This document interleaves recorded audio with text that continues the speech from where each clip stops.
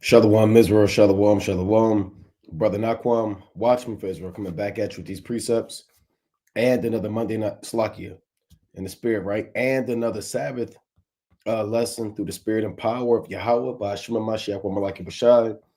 Double honors to the elect elders of the house of David that's been in this truth for decades and decades, patiently waiting and laboring for the second coming of our Lord Yahushai.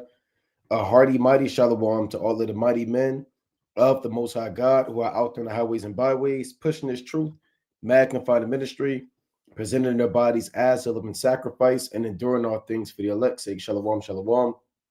Shalom to all of the men that may not be out there in the highways and byways as of yet, but they're working on it. They're getting built up in the spirit. They're praying, they're fasting, they're studying, they're being diligent, and they're abounding in the work of the Lord. Shalom to those men.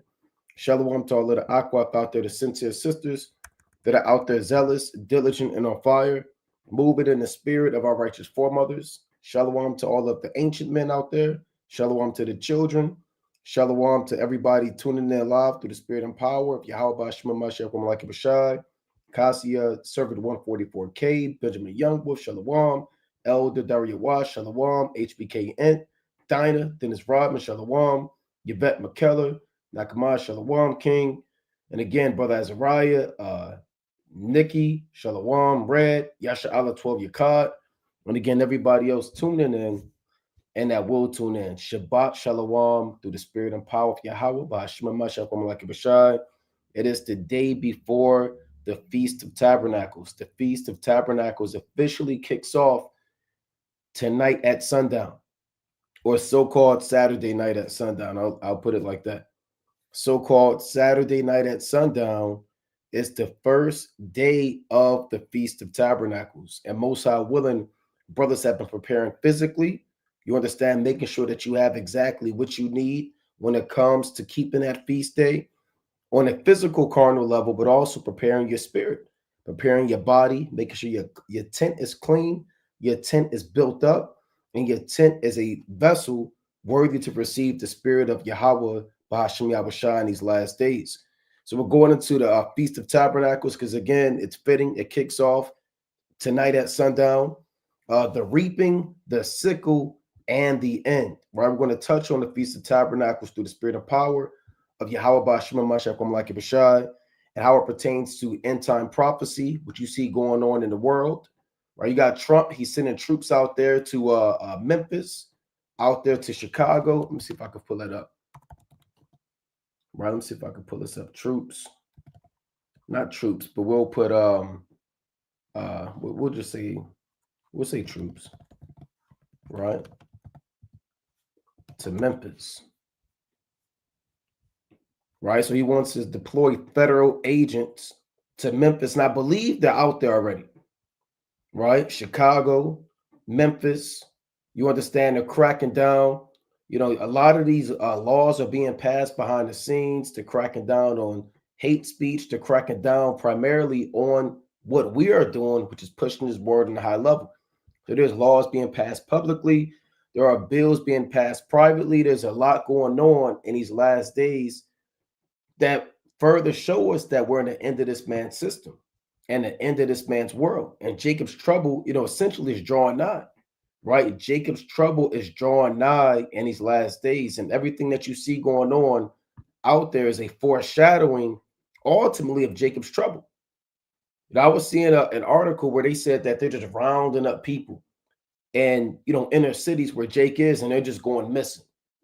Right? They're just going missing. I don't know if they're, just taking them and selling them, trafficking them, running experiments on them, eating them, doing God knows what. But there's a lot of stories of these people actually going and rounding up the Southern Kingdom now, and they're just going missing without a trace, man. Right? So there's a lot going on in the earth, and the Most High is showing you who your enemy is. For all you Negroes, Hispanics, Native Americans who don't believe that you have an enemy, who are into Christianity and everybody's your friend, you're going to find out that the so-called white man is your enemy. His horns are being shown, and you're living in the end of the world, right? You're living in the end of the world. So let's get that real quick through the spirit and power of Yahweh Shema Mashiach Malaki Bashar. Let's go to 2nd Ezra, the 6th chapter, real quick. 2nd Ezra, chapter 6 and verse number 19. It reads, I'm going to start at 18.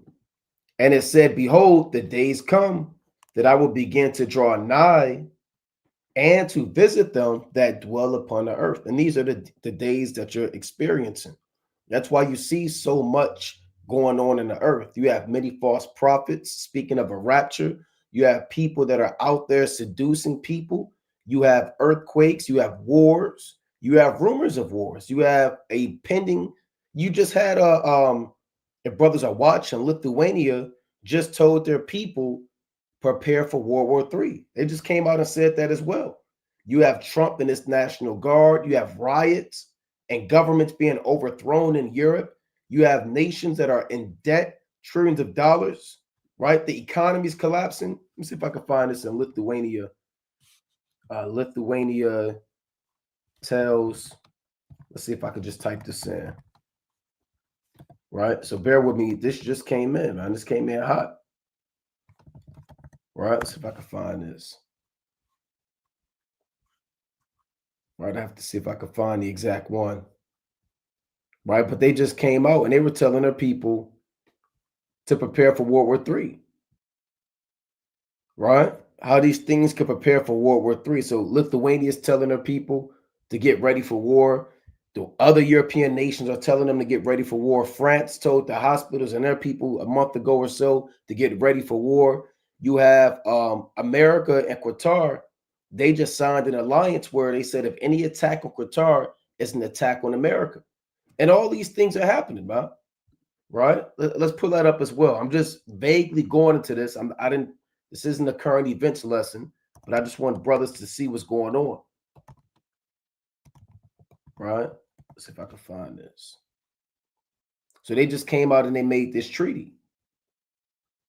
Right? They just came out and made this treaty. Following Israeli strikes in Doha in September 2025, U.S. President Donald Trump issued an executive order guaranteeing Qatar's security against future external attacks.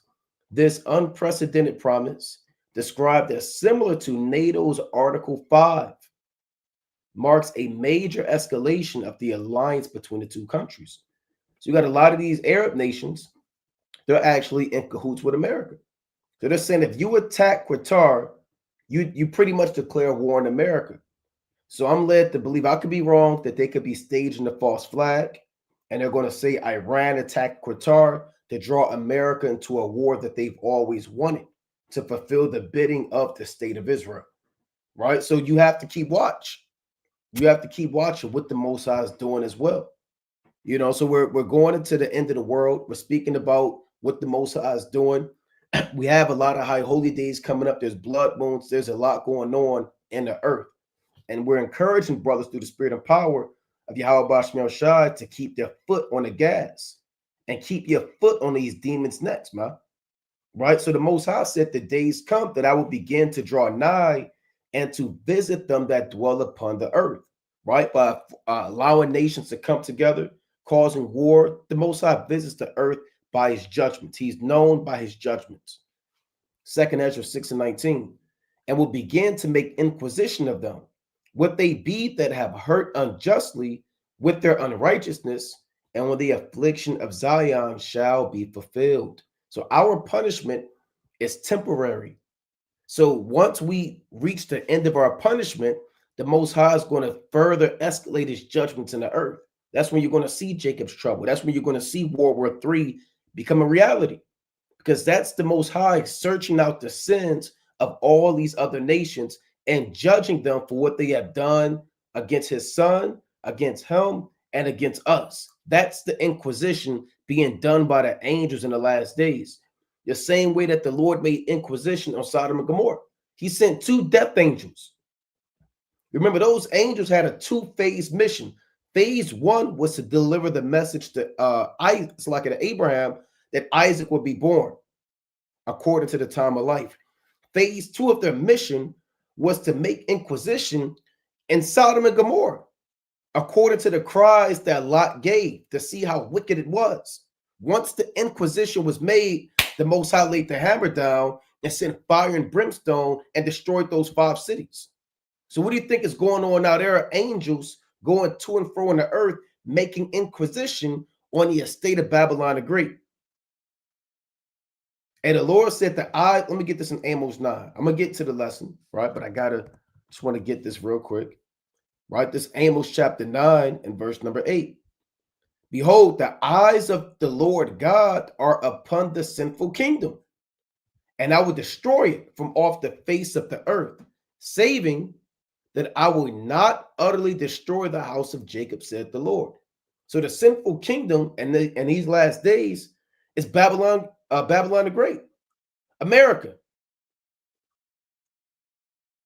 Spiritual Sodom, spiritual Egypt, and the eyes of the Lord are the angels. So the angels are witnessing the murders, the atrocity, the ICE, the National Guard, the wickedness, the sodomy, the confusion, the laws being passed in the society.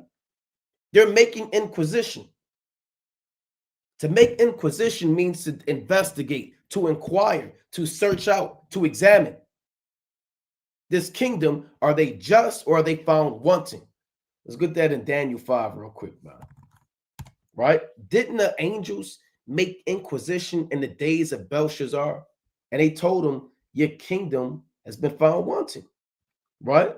This is Daniel chapter 5. I'm going to get straight to the point in verse 26. This when the writing was on the wall.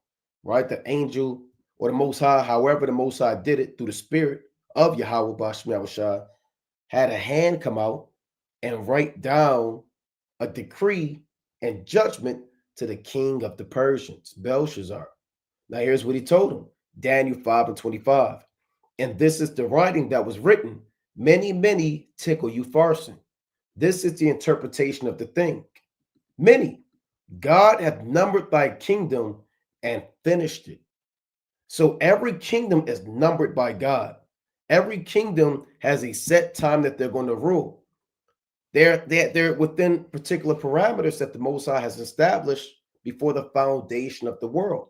What they're allowed to do, how much they can afflict the Israelites, what their boundaries are going to be, how many people are going to be in their kingdom, what their thrones are going to be.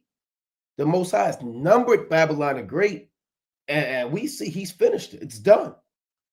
Thou art weighed in the balances and are found wanting. So once the Most High make inquisition, he determines that you are found lacking. Wanting means lacking. You came up short. You came up short. You don't see when you look at a balance, it's like a scale, if you will. Here it is, Babylon the Great has so many sins, and they have nothing to offset their sins or judgments. They have no judgments, no repentance, no mercy, no laws being kept to restore the balance. So they're found wanting. So when he weigh them in the balance, it's not even because there's so many sins and there's so little righteousness. Same thing in ancient Babylon, ancient Persia. America is being weighed in the balances by the Heavenly Father as he uses the angels. Didn't the Lord tell King Asa in 2 Chronicles 16 and 9? He said that the eyes of the Lord show themselves strong in behalf of them whose heart is perfect towards him. He said, from henceforth, thou shalt have wars, paraphrasing.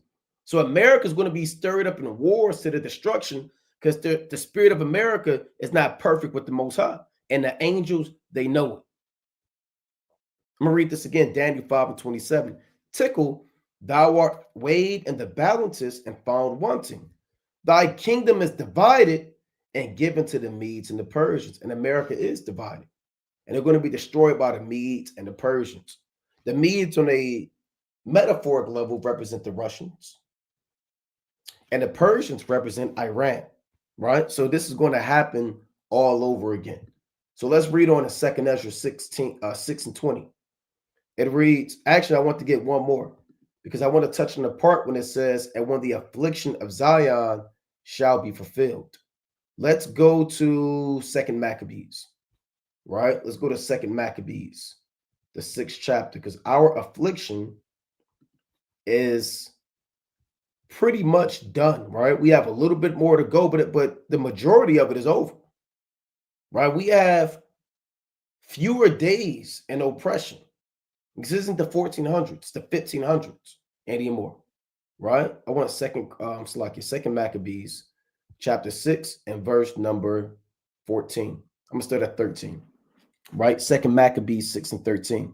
For it is a token of his great goodness when wicked doers are not suffered any long time, but forthwith punished. So it's a sign that the Most High is merciful when he judges our enemies. That's what he's saying. And he does it swiftly.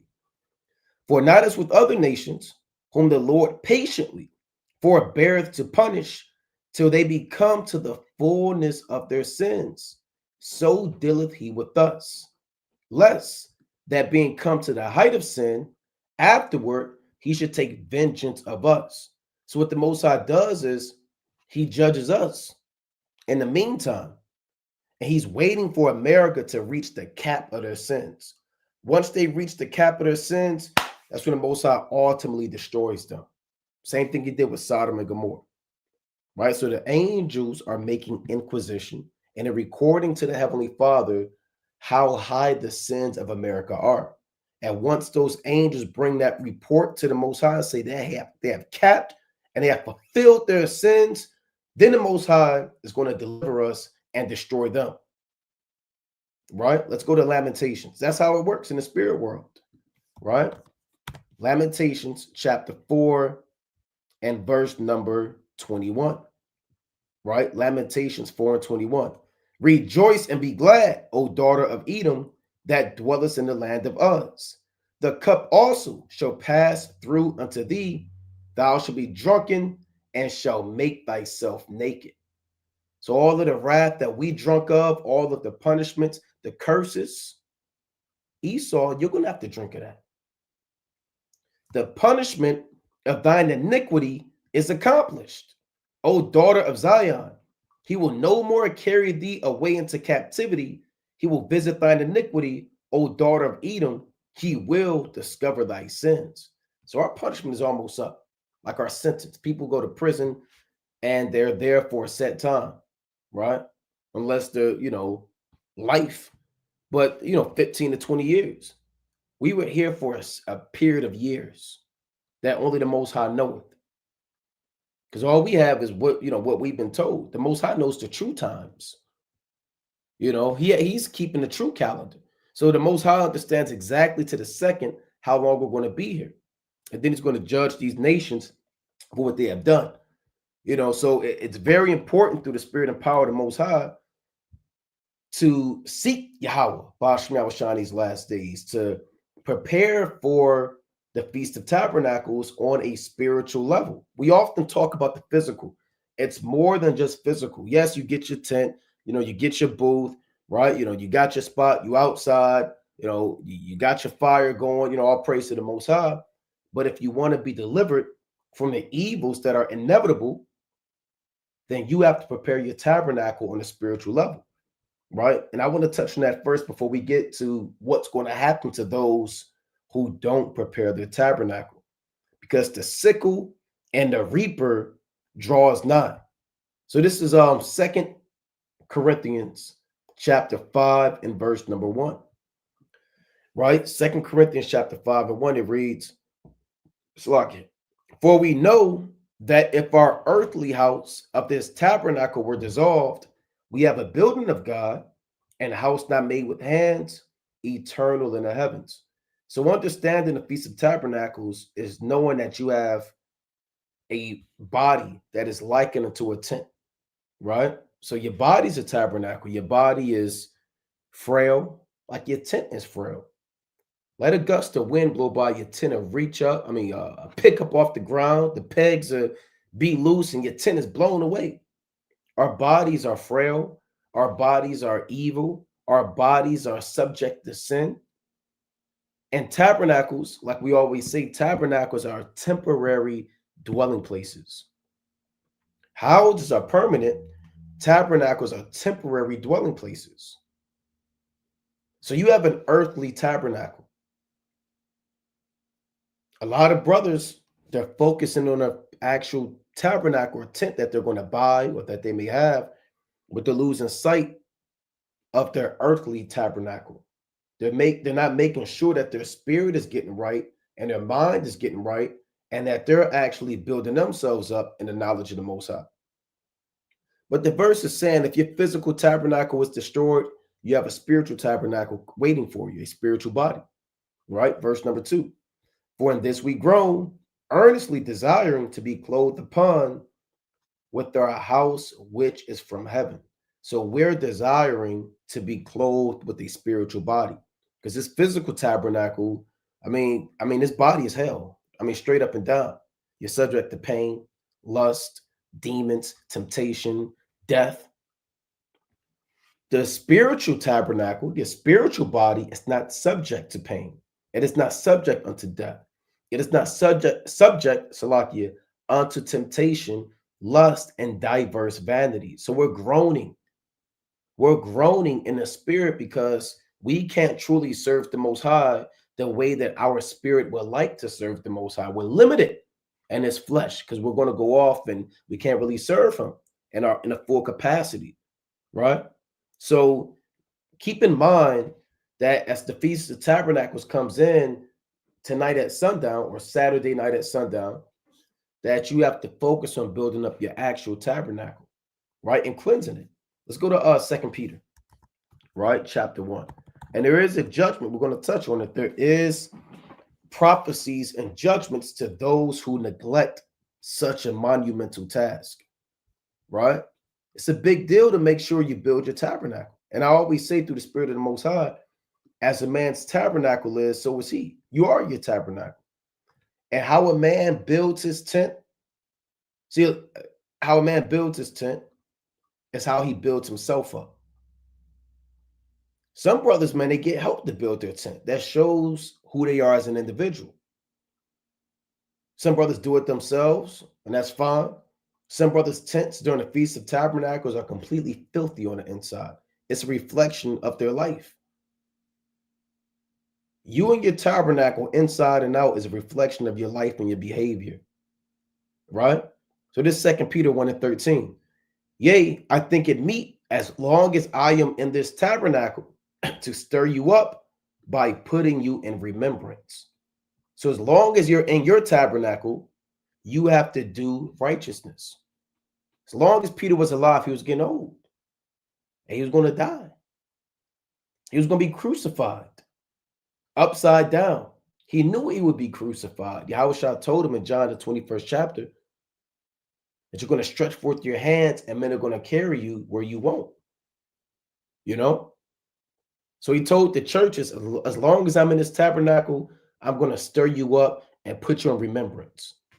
Verse 14, knowing that shortly I must put off this my tabernacle, even as our Lord Yahushua Hamashiach hath showed me. Moreover, I will endeavor, see that ye may be able after my decease to have these things always in remembrance. So that was on Peter's mind. As long as he dwelt in his tent, his mind was on building a church, putting his people in remembrance on how to serve the Most High, and knowing that his tabernacle was not forever, because his tabernacle would be dissolved, right? Let's go to 2 Samuel chapter 7 and 5. So, brothers want to make sure you're building your tabernacle, and a key part of building your tent is making sure it's rooted in the ground. You got those pegs, you got those sticks, you got different devices for you brothers that have kept it outdoors. You have different tools and devices to ensure that your tent is attached to the ground. If you're not rooted, your tent is going to fly away. There's going to be damage to your tent. It's going to break. You have to ensure that once your tent is built, it's rooted to the ground.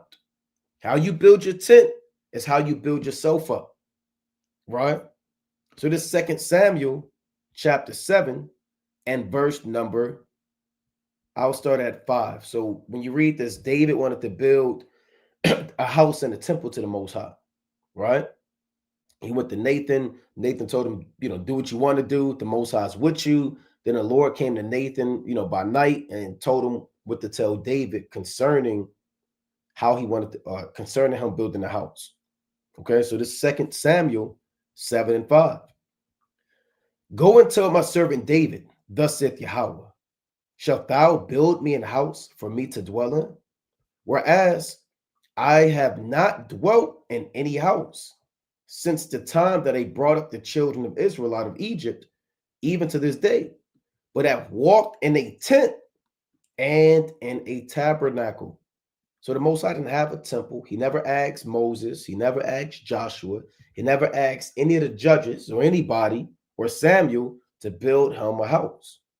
You know, the Most High said that in the spirit, he walks in a tent and in a tabernacle. There was a tabernacle built in the wilderness by the Israelites, and you have different components of the tabernacle.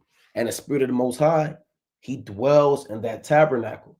The Spirit, you're the tabernacle, so the Spirit of the Most High is walking in you. That's why the scriptures say that you are the temple of the Most High, and the Spirit of the Most High dwelleth in you. If any man defile the temple of God, him shall God destroy. For the temple of God is holy, which temple ye are. So if the Lord is walking in a tent in a tabernacle, he's walking in you. And brothers, you're the tabernacle. I'm gonna just pull it up. I'm not gonna go too deep into it. Right? Let's see real quick. Just to pull this up. Remember, the tabernacle had two major parts. You had the pull this up. You had the holy place and you had the most holy place, right? So when we covered this before, you have the inner part and the most holy place, and you have the holy place. Every part has to be clean. The entire tabernacle has to be holy.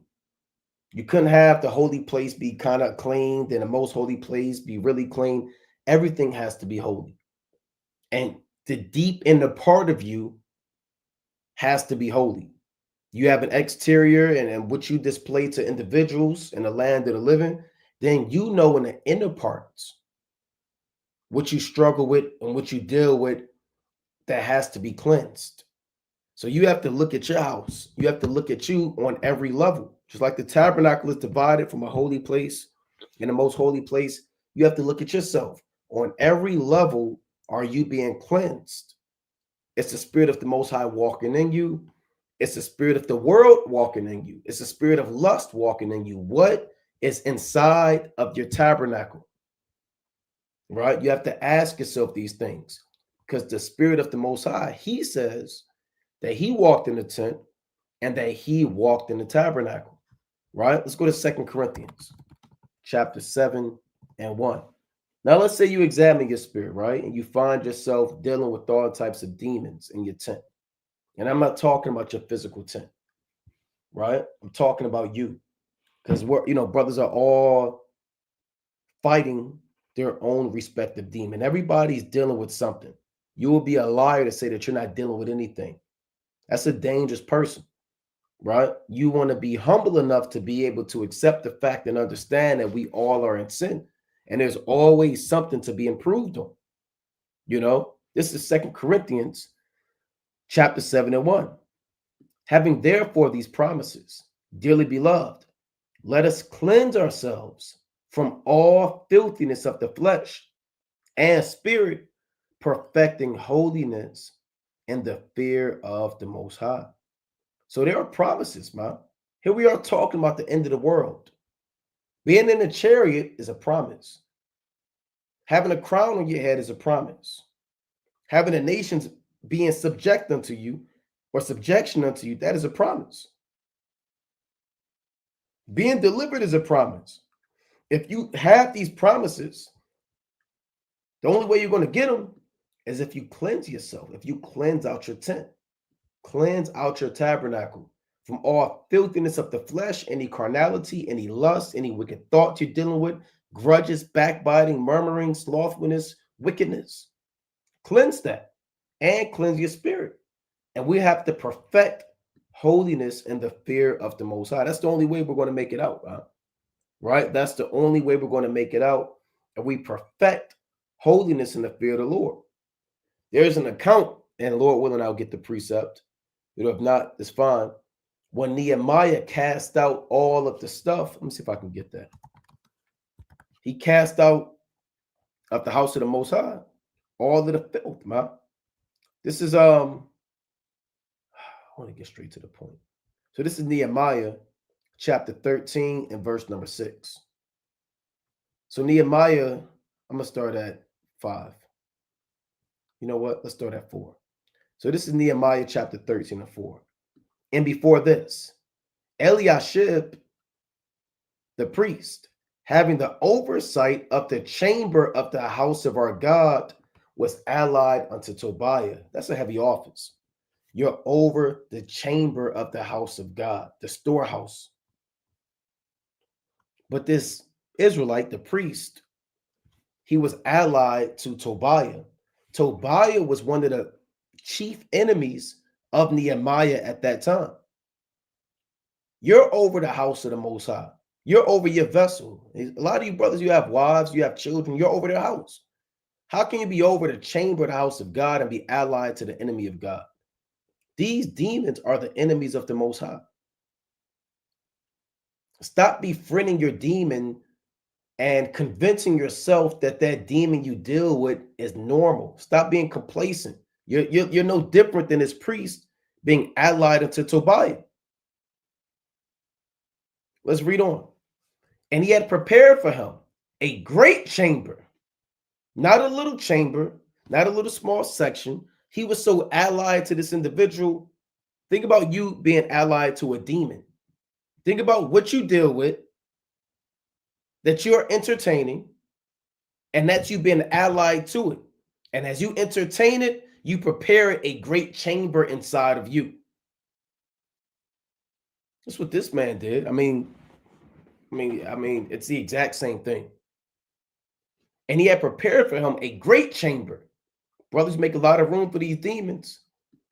Where aforetime they laid the meat offerings, the frankincense, and the vessels, and the tithes of the corn, the new wine. See that? And the oil, which was commanded to be given to the Levites, and the singers, and the porters, and the offerings of the priests. So all of these goods were used to distribute to the Israelites, to the servants of the Most High, so they can do the work of the Lord. You have things inside of you, gifts. You may not have a meat offering inside of you, right? You may not have frankincense and vessels. You don't have it in you, but you have it spiritually. Meat offerings is like bread, the bread that they will offer up. It's not actual meat. Every time you see meat, it's not talking about beef and a steak, right? It was fine flour mingled with oil and other diverse meat offerings, but it's called a meat offering. Nevertheless, you also have frankincense, vessels, tithes of corn, new wine, and the oil. So inside of you are things that are profitable for others, different gifts, different talents. And a lot of you brothers, you're great at certain things, maybe counsel, just being a brother, being a help, being a teacher. All of these are the things that are inside of you as a chamber that's used to be given to the nation to sustain them. So what he did on a spiritual level was take all of the talents and gifts the Most High gave him, disregarded it, and let a demon inside of him. That's what he did. Let's read on. Nehemiah 13 and 6. But in all this time was not I at Jerusalem, for in the 32nd year of Artaxerxes, king of Babylon, came I unto the king, and after certain days obtained I leave of the king. So all this filth was going on when Nehemiah wasn't there. And a lot of brothers, you're only right when brothers are there. But when brothers aren't there, you're not right. Don't be like this priest and you only serve the Most High when Nehemiah is there. You're only righteous when brothers are around. But when brothers leave, you have a great chamber to entertain demons. You're dealing with pornography. masturbation, still smoking weed. You're doing wickedness in the dark, freakism and follies, and diverse vanities. Then when Nehemiah or men come around, now the chamber is clean. Nehemiah might not come around, man, if you have ears to hear.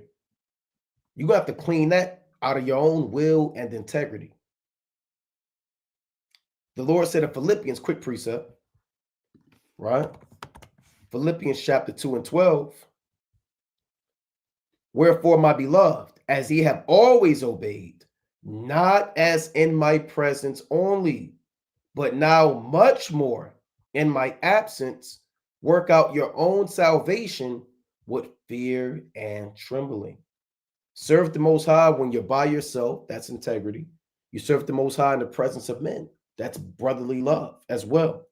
Work out your own salvation, right? Stop waiting for men to tell you to get right. You seek out how to get right and you do it. Yeah, you're going to have men to guide you, to help you, but you have to have the will and the sincerity to want to better yourself and cleanse your tabernacle. And don't prepare a great chamber for spirits and demons. Let's read on to Nehemiah 13.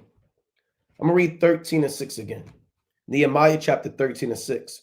But in all this time was not I at Jerusalem. For in the 32nd year of Artaxerxes, king of Babylon, came I unto the king, and after certain days obtained I leave of the king. So he had to go back, he had to work, and he was sent back to help build. And I came to Jerusalem and understood of the evil that Eliashib did for Tobiah in preparing him a chamber in the courts of the house of God. That's wickedness, man. How are you over the chamber of the Lord? You removed all of the things that were profitable for. And the Lord said in Nehemiah, Baruch the 4th chapter, give not the things that are profitable unto thee unto a strange nation.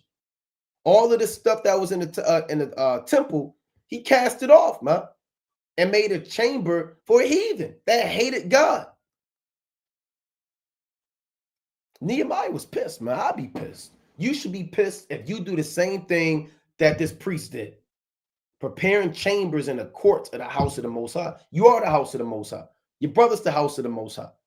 The nation, we're the house of the Most High.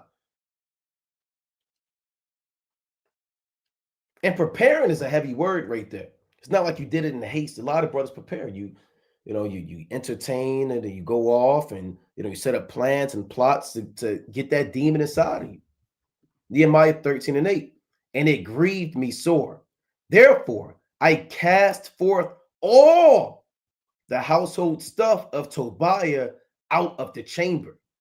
Then I commanded, and they cleansed the chambers, and thither brought I again the vessels of the house of God with the meat offering and the frankincense. So he cleansed out the chamber, and he brought back in the things that are holy. You have to analyze you in the spirit. What things do you have to bring back in? Maybe it's your studying. Maybe you don't study like you used to. Maybe it's your reading. Maybe you had schedules. You don't use a schedule anymore. Maybe you congregated. You don't. Maybe you used to watch more videos, go over your notes. Maybe you repented more, prayed more. Only thou knowest. Only you know exactly what things that have been removed from your chamber that you have to bring again. That's repentance. Bring it back again. That's what Nehemiah did. That's what Tabernacles is about, right? Let's go to Jeremiah chapter 10. And for those who don't, the reaper is coming, man. For brothers that don't cleanse their temple, the reaper is coming. Jeremiah chapter 10 and verse number 20. My tabernacle is spoiled, and all my cords are broken. My children are going forth of me, and they are not. And there is none to stretch forth my tent anymore and to set up my curtains. You don't want to be this guy where your tabernacle is spoiled. You're just being robbed. Stuff is just being, or you're like Hezekiah, who just showed his whole tabernacle to all these heathen. Really, it was the house of the Most High. When you read the book of Isaiah, he showed them everything. No discretion, no discernment. And they came and they was robbing them.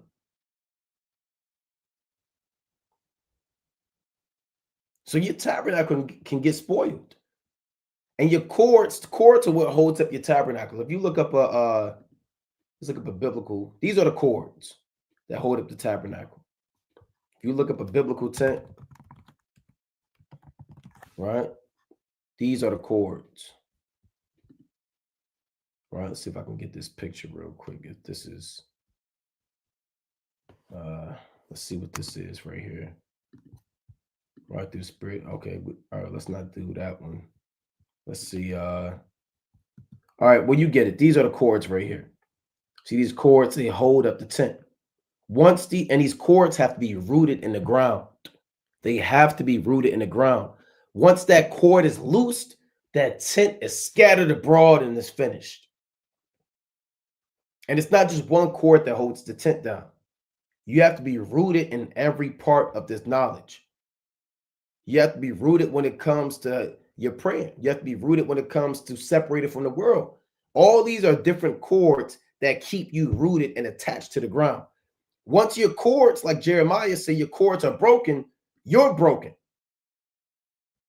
And all it takes is one cord to snap for your tent to get spoiled, man. It don't take 50 cords to break. All it takes is one, and guess what? It could be over for you, man. It could be over. So you have to look in the spirit and see what cords are ready to snap. You got to examine your tent. You know, you got to examine your tent. Is the pad coming up out the ground? Is the cord ready to break? Tabernacles is not, like we said on the Monday Night Fire, it is not it's for mirth and joy, right? It's a feast day. You're supposed to rejoice. The harvest, the end gathering, the Most High gave you an increase in the ancient world. Biblically, yes, these things happen. You still do it. All praises to Yahweh, Ba'ashem HaMashiach W'Malak Yabashah. Right? But also, it's a perfect opportunity that the Most High gave us to examine if we're serving him to the way the Most High wants us to serve him. It's an opportunity right after the Day of Atonement for you to really dig deep and look at your tent after the Day of Atonement. Are your cords shaking? Are they ready to break? Are you rooted? Are you planted? Do you have enough cords? Is your tent, is it leaning? Can it sustain the wind, the rain? These things are profitable and practical. There's always practicality to the law on a spiritual level, right? On a spiritual level, right? Through the spirit and power of the Most High, right? So let's go back to this in Jeremiah 10. It reads, my tabernacle is spoiled and all my cords are broken. My children are gone forth of me and they are not, meaning they're dead or captive. There is none to stretch forth my tent anymore and to set up my curtains. So you don't never want to get to the point where nobody can set up your curtains, man. You're completely finished. Now let's go to Leviticus 23. Again, Feast of Tabernacles is Saturday night at sundown, right? So-called tonight at sundown. Still the Sabbath, right? Right now. But when the sun goes down tonight, that is the first day of the Feast of Tabernacles. This is Leviticus chapter 23 and verse number 39. Also, in the 15th day of the 7th month, when ye have gathered in the fruit of the land, ye shall keep a feast unto Yahweh 7 days. On the first day shall be a Sabbath, and on the 8th day shall be a Sabbath. So the first day is a holy convocation. You come together, right? Your tent. The Lord said you take we're going to read it, where you take the trees and the boughs and you build yourself up your tent. So that first day, you're building your tent, right? And the 8th day is a holy convocation, a solemn assembly, and no servile work can be done on the first day, and no servile work can be done on the 8th day. Servile work is a service that you provide, right? So servile work could be anything that you do where you would typically get paid for it. right? Like your so-called job, or there are brothers that have businesses and side hustles and things that you clean in the house, or you may paint the fence, and all of that is servile work. The only work that can be done is the work that pertains to the feast. You don't get paid to do the work that pertains to the feast, such as cooking and prepping and building your tent. That is not servile work. Let's read on. Leviticus 23 and 40. And ye shall take you on the first day the boughs of goodly trees, branches of palm trees, and the boughs of the thick trees, and willows of the brook, and ye shall rejoice before the Lord your God 7 days. So you build yourself up from different parts of different trees. Right? You take the wisdom of Daniel, right? You take the faith of Abraham, right? You take the zeal and the faith of Judas Maccabees, right? You take the humility and meekness of Moses, the boughs and the branches of these different men, and you build your tent. You build you up. Now, this is literal. You literally build your tent. You actually went out there and they cut down certain boughs and trees, but the law is spiritual. The psalm says, open my eyes that I may behold wondrous things out of thy law. So again, let's go, let's see if I can get that real quick. Right? The Lord said, let me see if I can just type that in. Right? Open Slakia for sake of time, right? In the Psalms. Psalms 119 and 18. Let's just get that for sake of time. Right? Quick precept. So you always want to look at the law from a literal level, but also a spiritual level that you can apply in your walk in His truth. Psalms chapter 119 and verse number 18. Open thou mine eyes that I may behold wondrous things out of thy law. So there are wondrous things in the law where you need to open your mind to be able to see, what is the Most High really trying to teach me? What is the spiritual, practical aspect of this precept in the Torah that I can apply that's going to get me closer to the kingdom of heaven? Right? Let's go to Ephesians 1. What does it mean? Open thou mine eyes, meaning give me understanding in my mind, enlarge my heart, brighten my candle. That's the spirit you want to have. Let's go to what did I want to get? Salakia. Ephesians. Right? You want to behold wondrous things out of thy law. You don't want to just read about the Feast of Tabernacles and all you think about is an actual tent and marshmallows and a campfire. Right? You don't want to have that spirit. Right? This is Ephesians chapter 1 and 18.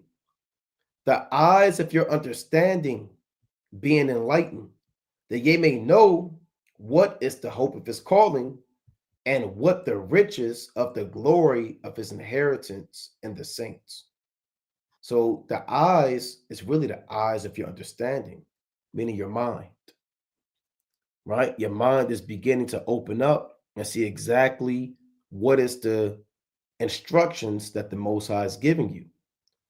So you taking boughs of goodly trees and branches of palm trees and thick trees and willows of the brook are taking characteristics of, because men are likened unto trees. That's Mark 8 and 24, and many other precepts. And you're building up your tabernacle, not out of nothing, but of trees that are currently there, right? So you build yourself up in the same fashion, right? Leviticus 23 and 41. And ye shall keep it a feast unto Yahweh 7 days in the year. It shall be a statute forever in your generations. Ye shall celebrate it in the 7th month. So you literally keep it for 7 days. It's really 8 days, right? As the precept says, we read it in verse 39. It's 8 days, right? And you keep it 7 days in a year. That's what the Lord is saying here. 7 meaning completion and perfection. You want to always have your tent be built of goodly trees, right? Palm trees that are upright, thick trees that can't be broken down, willows of the brook, right? Willows are lowly trees. You want to have that, house of mourning. You want to, have that spirit of sighing and crying for the abominations that be done in the midst thereof. You want to have, you want to have all of this when it comes to building yourself up. forever. 7 days on a spiritual level. And ye shall dwell in booths 7 days. All that are Israelites born shall dwell in booths, that your generations may know that I made the children of Israel to dwell in booths when I brought them out of the land of Egypt. I am Yahweh your God. And Moses declared unto the children of Israel the feast of the Lord, right? Because remember, when we came out of Egypt, we dwelt in these tabernacles, we dwelt in these different tents, which was a temporary residence until the Most High brought us into what? The promised land. Until the Most High brought us to the promised land. Now, let's go to Leviticus. Actually, let's go to Exodus chapter 23, right? Diving a little bit more into the spiritual side of the Feast of Tabernacles. Leviticus chapter 23 and verse number 14, right? It's like in Exodus, right? We're in Exodus 23 and 14. 3 times thou shalt keep a feast unto me in the year. Thou shalt keep the feast of unleavened bread. Thou shalt eat unleavened bread 7 days, as I commanded thee, in the time appointed of the month of Bib, for in it thou camest out from Egypt, and none shall appear before me empty. So the feast of unleavened bread, that's one. And the feast of harvest, right? That's your Pentecost. That's your feast of weeks. Another name for it is the feast of harvest.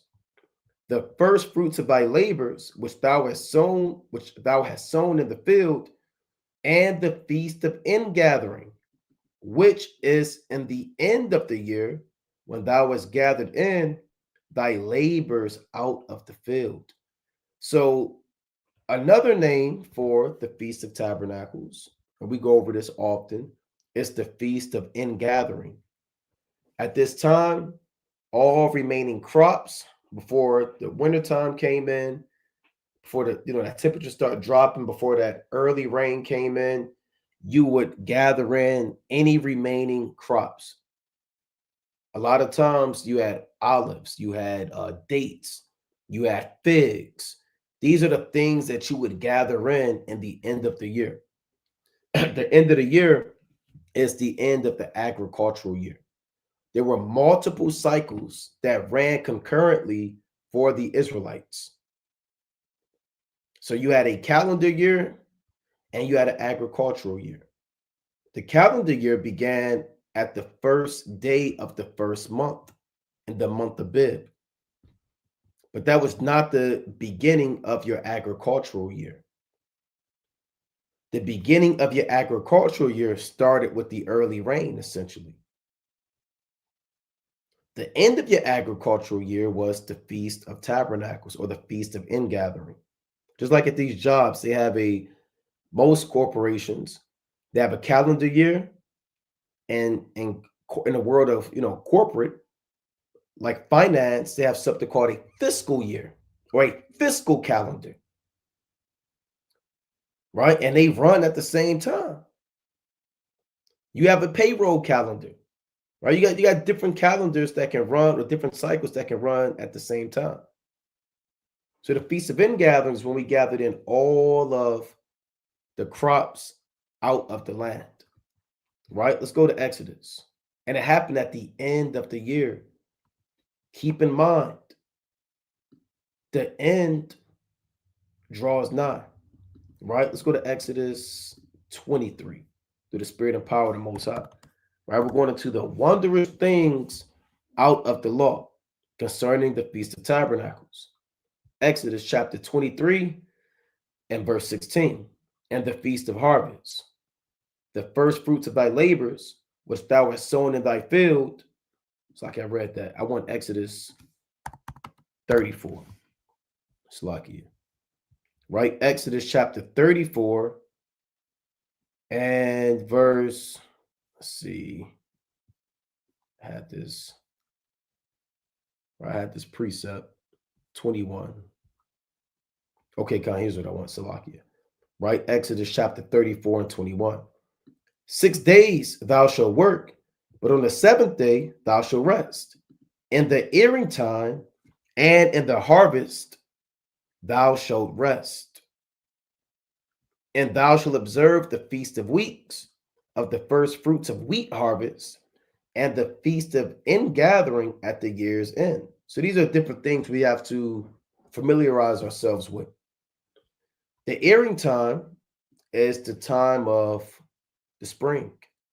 The month of Bib means green corn. So when your barley would begin to come in, that was the earing time. If you look up barley, let's pull this up, right? Barley, it's like you bear with me.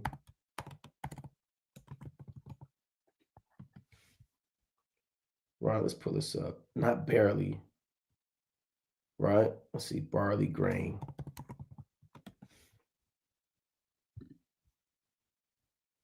All right, let's pull this up. All right, let's see if I get the barley. I want earring, Salakia. See if they give us. Let's see, barley. We'll just do barley, right? So when the barley will begin to turn green like this, on this picture right here, this is the earring time, right? When it began to turn green in the springtime. That's what the Lord is saying in Exodus 34. And in the time of harvest, thou shalt rest. So you had two main harvests for us in the ancient world. You had the harvest you had the barley harvest, and you had the ingathering harvest, aka you had your wheat harvest that ran in that spring summertime, and you had your ingathering harvest that was in September, October. Those were the two major harvests that came in. Right? I'm gonna say that again. You had a wheat harvest that came in that spring, summertime, right? Late spring, early summer, if you will, and you had that feast of ingathering at the end of the fall, or beginning of fall rather. And I pulled this up. We pulled this up before. Is this what I want? All right, yeah, let's get this. This is just the calendar for agricultural purposes, right? And we're not going to really go too deep into it. But you can see you have your wheat harvest at the bottom of the screen, right? This is your wheat harvest that comes in around May time, right? Late spring, kind of early going into that summer, all right? And then at the end of the agricultural year, you have what you see booths or shelters or fruit harvest. That's the feast of ingathering that came in that seventh month. That's when the olives, any other grapes, and any other thing that was out there, dates, they all had to be harvested at that time. So our forefathers knew this. They didn't have an actual calendar like this. They had the sun, they had the moon, and they had the stars. And they knew based off of those lights in the heavens, based off of the environment, they knew when these seasons would be. So this is literal, but this is also spiritual, right? This is literal, but it's also spiritual. Your main harvest is your wheat harvest and your barley harvest. Let's go to the book of Ruth, chapter 2. Right, this Ruth, chapter 2 and verse number 23. So she kept fast by the maidens of Boaz to glean until the end of the barley harvest and of the wheat harvest, and dwelt with her mother-in-law. So you have your barley harvest, which was smaller, and you had your major wheat harvest, and then you had your feast of ingathering, right? Just so brothers understand. So you had your first fruits that came in, that was your barley. You had your wheat that came in that summertime, and whatever was remaining, left over, it was gathered up at the year's end. Everything was gathered up at the end of the year on a literal level, but it's also spiritual, because that's what the Most High is going to do, right? This is what the Most High is going to do. The Most High is in a process of getting ready for the Feast of Ingathering. And I'm not talking about the Feast of Tabernacles. Saturday night at sundown. Tonight at sundown. We're talking about a spiritual feast of ingathering at the year's end, at the end of the world. We're talking about the Most High doing his own harvest. And the people are the fruits and the plants and the vegetation, right? And if you're not preparing your tabernacle and your spirit spiritually in these last days, you're going to be caught up in this harvest and you're going to be cut down, right? Because the Feast of Tabernacle serves another purpose. The other purpose is the agricultural standpoint, which is this Feast of Ingathering. They would go out literally in the field and they will harvest, take their sickle, they will cut down any remaining stalks or any remaining sheaves and gather them up, and they would bring it in. And that's what the Most High is looking to do. They were out in booths, but they were also doing that as well. You know, let's go to Second Ezra, the 8th chapter. Right? Let's go to Second Ezra, and we want to get chapter 8 and verse number 3. Right? So everything is spiritual. Second Ezra chapter 8 and 3. There be many created, but few shall be saved. So there are many spirits, many men on the earth. I believe the so-called white man says, what, 8 billion? How many of that 8 billion are going to be saved? Think about that. You got 144,000, and then you got 8 billion. So that few is real. Really, you got 1/3 of Israel, and within that 1/3, you have that 144,000. That's still a small fraction compared to an innumerable multitude of people. Right? Let's read on. Let's actually jump down to verse 41. So many created, and few are going to be saved. The second Ezra, chapter 8 and 41. For as the husbandman soweth much seed upon the ground, and planteth many trees, and yet the thing that is sown good in its season cometh not up, neither doeth all that is planted take root. Even so is it of them that are sown in the world, they shall not all be saved. So the same way men are out there planting seeds in the ancient world, watering them, you know, they broke open the ground. They plowed the ground to break it open, had the furrows, they planted the seed, they watered it, sun came, the Most High gave an increase, hey, they harvested. The same way men plant seeds on the ground, the Most High planted seeds, which represents men. He planted many trees. That's men. Men are likened unto trees. Let me just get that. I quoted it earlier, but I'll get one quick precept. Get the classic, right? Mark 8 and 24. It reads, and he looked up and said, I see men as trees walking. Because trees have roots, which represents you being, or you having a foundation in this truth. Trees bear fruit, which represents your works that you do when it comes to serving the Most High. That's why we have something called a family tree and things of that nature. The apple doesn't far fall from the tree, meaning your son is just like the father, right? Your fruit is like the tree. So the point of the matter is, the Most High planted many trees. You got many people on the earth, man. You got, like I said, you got how many people on the earth, man? We know the so-called white man really doesn't know, but let's just see. Look at this. He got this graph like we're supposed to be sold by that. 8.1 billion, allegedly, right? He doesn't know, because if you can't number us, then you don't really know. But let's say there is 8 billion people. At least, man, I say, I mean, this is me speaking as a man. I can't prove it. At least 5 billion of that are the Israelites. Because remember, you can't measure or number us.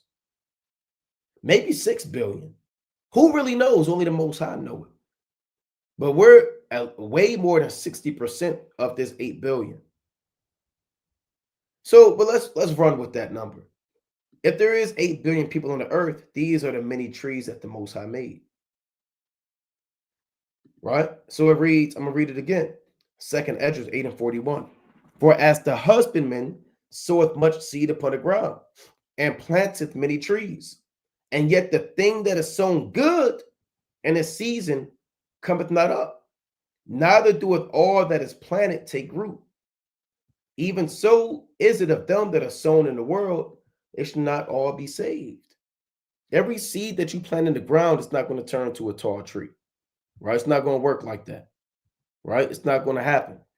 You got some trees that are going to grow, certain men are going to bear fruit, and others they're not.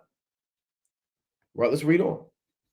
It reads, I answered then and said, if I have found grace, let me speak. Like as the husbandman's seed perisheth, if it come not up, and receive not the rain in due season, or if there come too much rain and corrupt it. Even so perisheth man also, which is formed with thy hands, and is called thine own image, because thou art like unto him, for whose sake thou hast made all things, and likened him unto the husbandman's seed.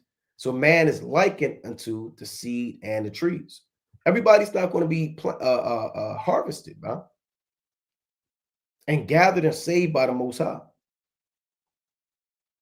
I mean, that's the reality of it. When Yahweh Shah returns, everybody's not going to make it. This completely cuts Christianity.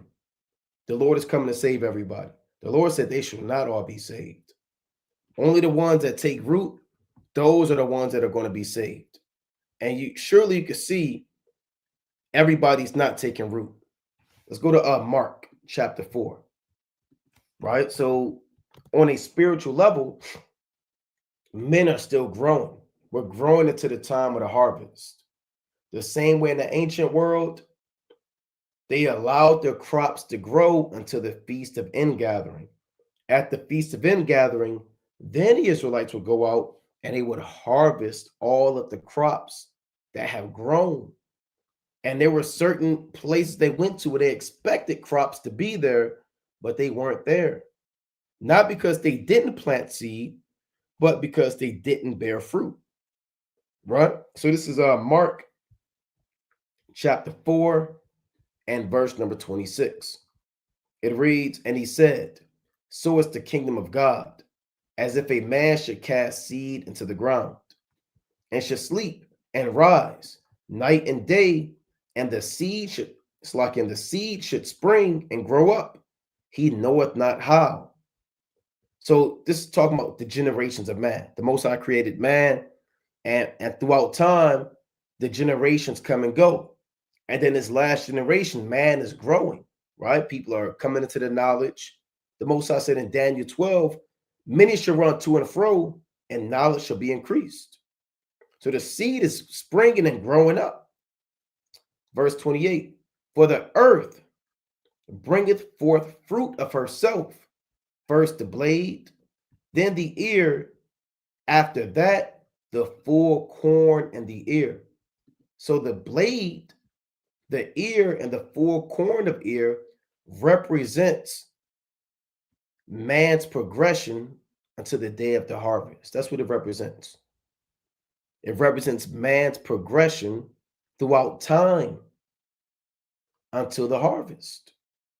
See, let's say that's why you have really 3 sections of time, right? You have let me get in a second. It's like Wisdom of Solomon. You have the midst of the time, you have the beginning, and you have the end. The beginning, the midst of the time, and the end. So you have the blade, you have the ear, and you have the full corn in the ear. The blade is the beginning of time for man. The ear represents the midst of the times, and the full corn in the ear are the last days that we're going through. Let's get that in Wisdom of Solomon, right? The 7th chapter. I believe, let's get that. Wisdom of Solomon, chapter 7. Right? Concerning what Solomon said.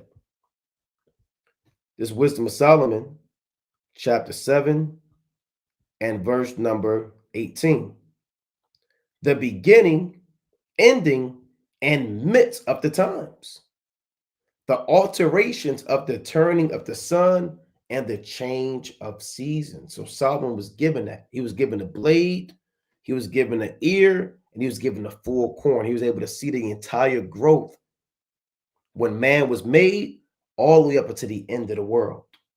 That's what Mark is also documenting right here, the progression of man. Let's read it again, Mark 4:28. For the earth bringeth forth fruit of herself, first the blade, then the ear, and after that the full corn and the ear. But when the fruit is brought forth, immediately he putteth in the sickle, because the harvest is come. So when that full corn come in, when that barley or that wheat and that fruit bears up, he takes that sickle. Because what happens if you wait? It's overripe and it's no good. If you get an overripe tomato, it's no good. Anything that's overripe or underripe is no good. You have to wait till it's right on time and then you reap it. So what is the Most High going to do? He's waiting night and day spiritually until this fruit is brought forth, the sins of the nations and the righteousness of the Israelites. Once they reach their peak, immediately Yahushua is going to return. And he's going to put in his sickle, because what? Because the harvest is come, right? Because the harvest is come. Let's go to Matthew chapter 13. Slacky, right? Let's go to Matthew chapter 13 through the spirit and power of Yahweh Bashmi Yahushua. This Matthew chapter 13 and verse number 30. I'm not going to read this whole thing, but this is about the wheat and the tares, right? Matthew 13 and 30. Let both grow until the harvest. So let the wheat and the tares grow until the harvest, right? Let men who are tares, which they can come off like their wheat. You have men who are Israelites in the flesh, but they're not Israelites in the blood or in the spirit. So those are tares, right? Tare is really anybody that's not the elect. So you got tares because tares look identical to the wheat, right? They look exactly the same. So if you've reaped up the tares, you can reap up the wheat. You got Israelites in the flesh, but they're not Israelites in the spirit. You got Israelites who know that they are Israelites, but they might be OT only, they might not be of the elect. You got nations that look like Israelites and they're not. All of that is the tares. The tares is anybody really that's not the elect. So the Most High is allowing all of this to happen at the same time. All of men to grow and for prophecy to come into place. Let both grow together until the harvest. And in the time of harvest, I will say to the reapers, gather ye together first the tares, and bind them in bundles to burn them, but gather the wheat into my barn. So in the time of harvest, the reapers, which are who? The angels. Now, the ultimate reaper is Yahushua. A reaper is somebody that goes out and gathers in the fruit in the sheaves. Right? Let's pull this up. What is a reaper? Right? So let me type this in. A reaper is a literal harvester who cuts, gathers, and bundles grain during the harvest time. They would literally go out there. Right? See, now they got the grim reaper. Where they get the grim reaper from the scriptures. Because Yahushua is the grim reaper. Grim, it means dark and evil. So there are dark and evil times coming. Yahushua is the ultimate reaper. But there's a thing called sheaves. Let's pull up a sheaf. So these are terms that we got to familiarize ourselves with. A sheaf is a bundle of grain stalks laid lengthwise and tied together after reaping. So the elect are going to be their own sheaf, and the wicked are going to be their own sheaf. And how they're going to be bound together? They're bound together based off of their works. You understand? All of the elect, they're going to be bound together and sealed up for salvation.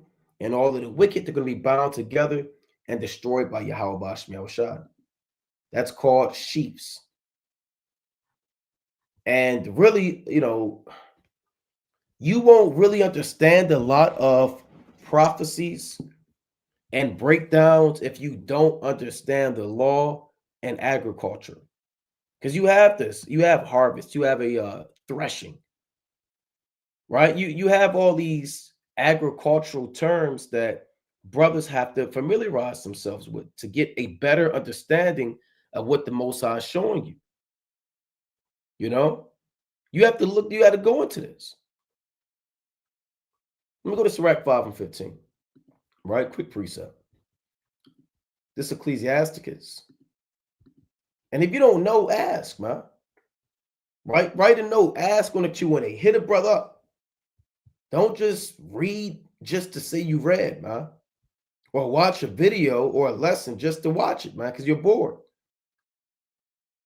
Brothers should be taking notes, looking up words, diving into it, going into the Hebrew, going into the etymology, pulling up a picture, examining it, pulling up a map if you don't know where a place is. Somebody journeyed from here to here, look it up. How long did it take? Where this place is. You got to get into this thing. I don't want to know that. I just want to get on the so-called white man. That's why you have no understanding. I just want to get married. I just want my wife. Right? It doesn't work like that. Through the spirit and power of Yahweh Bashmi Yahushua. Sirach 5 and 15. Be not ignorant of anything in a great matter or a small. So when you have the opportunity to obtain knowledge, do it. That's what the Most High is saying. Doesn't matter what it is. So let's go back to a sheaf. This is a sheaf. So the Lord said he's going to gather the wicked and bind them and burn them.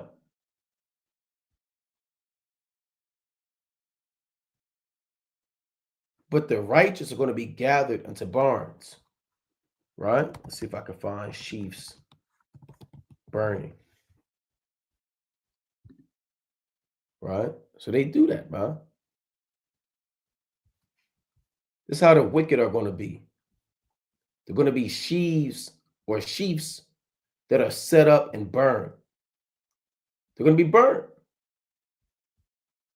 by look at this, by thermonuclear destruction because you didn't bear fruit. The purpose of the ingathering is for Yahushua to gather fruit. If you're not bringing forth a righteous fruit, you're going to be burned. That's what the reality of the matter is, right? That's why it's so important to get your spirit right and to repent and keep these commandments. So the Lord's getting these sheaves together. He's getting the sheaves together.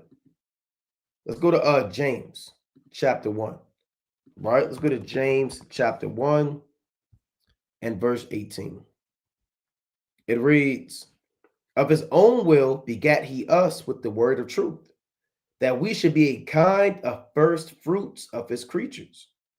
So when you gather in that harvest, there's something called the first fruits. The elect are likened unto the first fruits.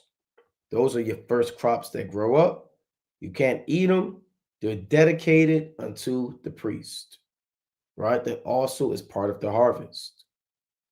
So when you let's go to Revelation 14, right? Revelation chapter 14 and 4. So we're born again by the word of truth that we can be the first fruits to the Most High. Revelation chapter 14 and 4. Now this is about the 144,000. Everybody is laboring to be part of the 144,000 on a literal level. We all know it's set up of old, but that's the mastery that brothers would love to obtain, being one of the 144,000. Revelation chapter 14 and 4. These are they which were not defiled with women, for they are virgins. These are they which follow the Lamb whithersoever he goeth. These were redeemed from among men, being the first fruits unto God and to the Lamb. So the elect aren't defiled with women, philosophies, doctrines. That's the women. They're virgins, they're pure, they're blameless. And they follow the word of the Most High to a T, even until death. But they're likened unto what? The first fruits of the Most High. So in the time of the harvest, he's going to gather in the first fruits and bring it to Yahweh Bashem Yahushua. That's what's going to happen. Right? Let's go to the let's see what I want. I want to go to the time of threshing. Right? Let's go to Revelation, the 14th chapter. Right? Let's go to Revelation chapter 14. And I was there. I want to jump down. This is Revelation chapter 14 and verse number 14. See, this says the reapers. Right? So the reapers are the angels, but the ultimate reaper is Yahweh Shai. He is the ultimate reaper. He's the ultimate grim reaper. See, the grim reaper, allegedly, he goes and he represents death. He'll knock on people's door and they know they're going to die. And, he takes them to the damn underworld and all of that madness. But when people see Yahweh Shai, the Lord said all the kindreds of the earth are going to wail because of him. They know they're going to die. He's the ultimate reaper that's going to bring grim, evil times to all these other nations and the 2/3. He's the ultimate grim reaper, right? Revelation chapter 14 and 14. And I looked, and behold, a white cloud, and upon the cloud one sat like unto the Son of Man, having on his head a golden crown, and in his hand a sharp sickle. So John the Revelator saw Yahweh Shai in a chariot ready to destroy. But he really saw him on a white cloud with a sharp sickle. But we have to interpret it and break it down to let you know that speaking about Yahweh Shai coming in the chariot. Now, why does he have a sharp sickle in his hand? What's a sickle? Right, here's a sickle. A sickle is a short-handed farming tool with a semicircular blade used for cutting grain, lopping, and trimming. Look at this. So he has a sharp sickle, which means the Lord is coming to destroy. Look at this. Man, you get cut by one of those, they could chop your arm off. Chop your arm off. So when men go out in a field, they take their sickle and they hold up the grain and they cut it. I was going to play a video just so brothers could see. You see this guy he's pretending he must be at a what do they call these places? He must be like a tour guide or I can't think of the name when you go to these places and they do the reenactments. He's pretty much doing a reenactment of what it looks like to use a sickle. So I'm not going to play any, it might not be any sound, right? But see this?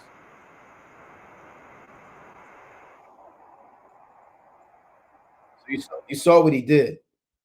He takes the sickle and he gets it from the root up. If you're truly a master with the sickle, you don't cut the top, you got to get it from the root. Right? Think about that spiritually.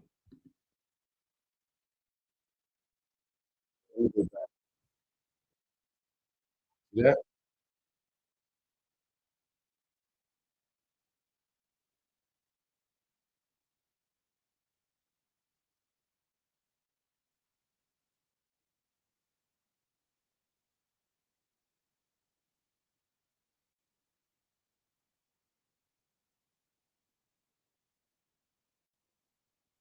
That's what Yahweh Shah is going to do on a spiritual level.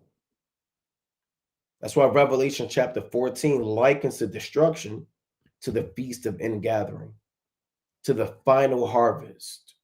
There's a final harvest, a final ingathering that's going to take place.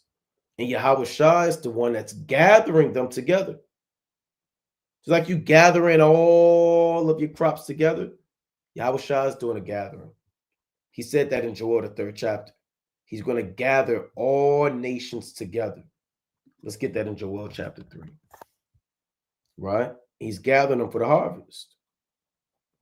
Joel chapter 3 and verse number, let's see, we'll get straight to the point.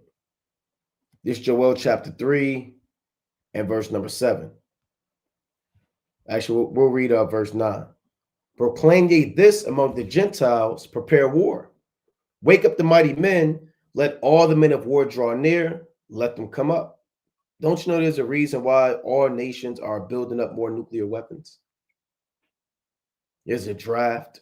They're telling them get ready for World War III. They're doing joint military exercises. Babylon the Great, they just had a meeting with all their generals. And they said, we're getting ready for war. America just changed the Department of Defense to what? To the Department of War. So everybody's getting ready for war, except the Negro in America. He's getting ready. I mean, what is he doing tonight? It's Friday, 1:30. He's freaking off somewhere. While the other nations are really getting ready for war. Right? To commit mass crime and violence and bloodshed on the earth.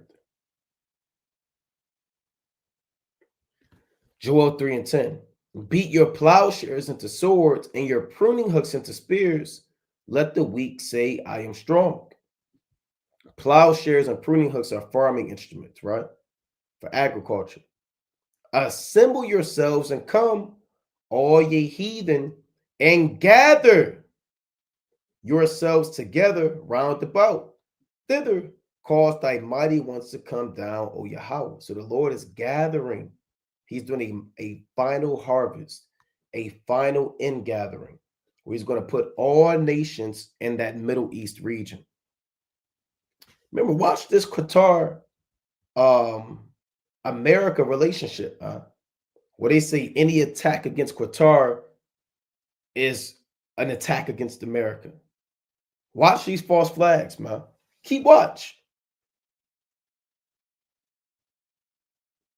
They might blame Iran. Iran used the missile they got from Russia.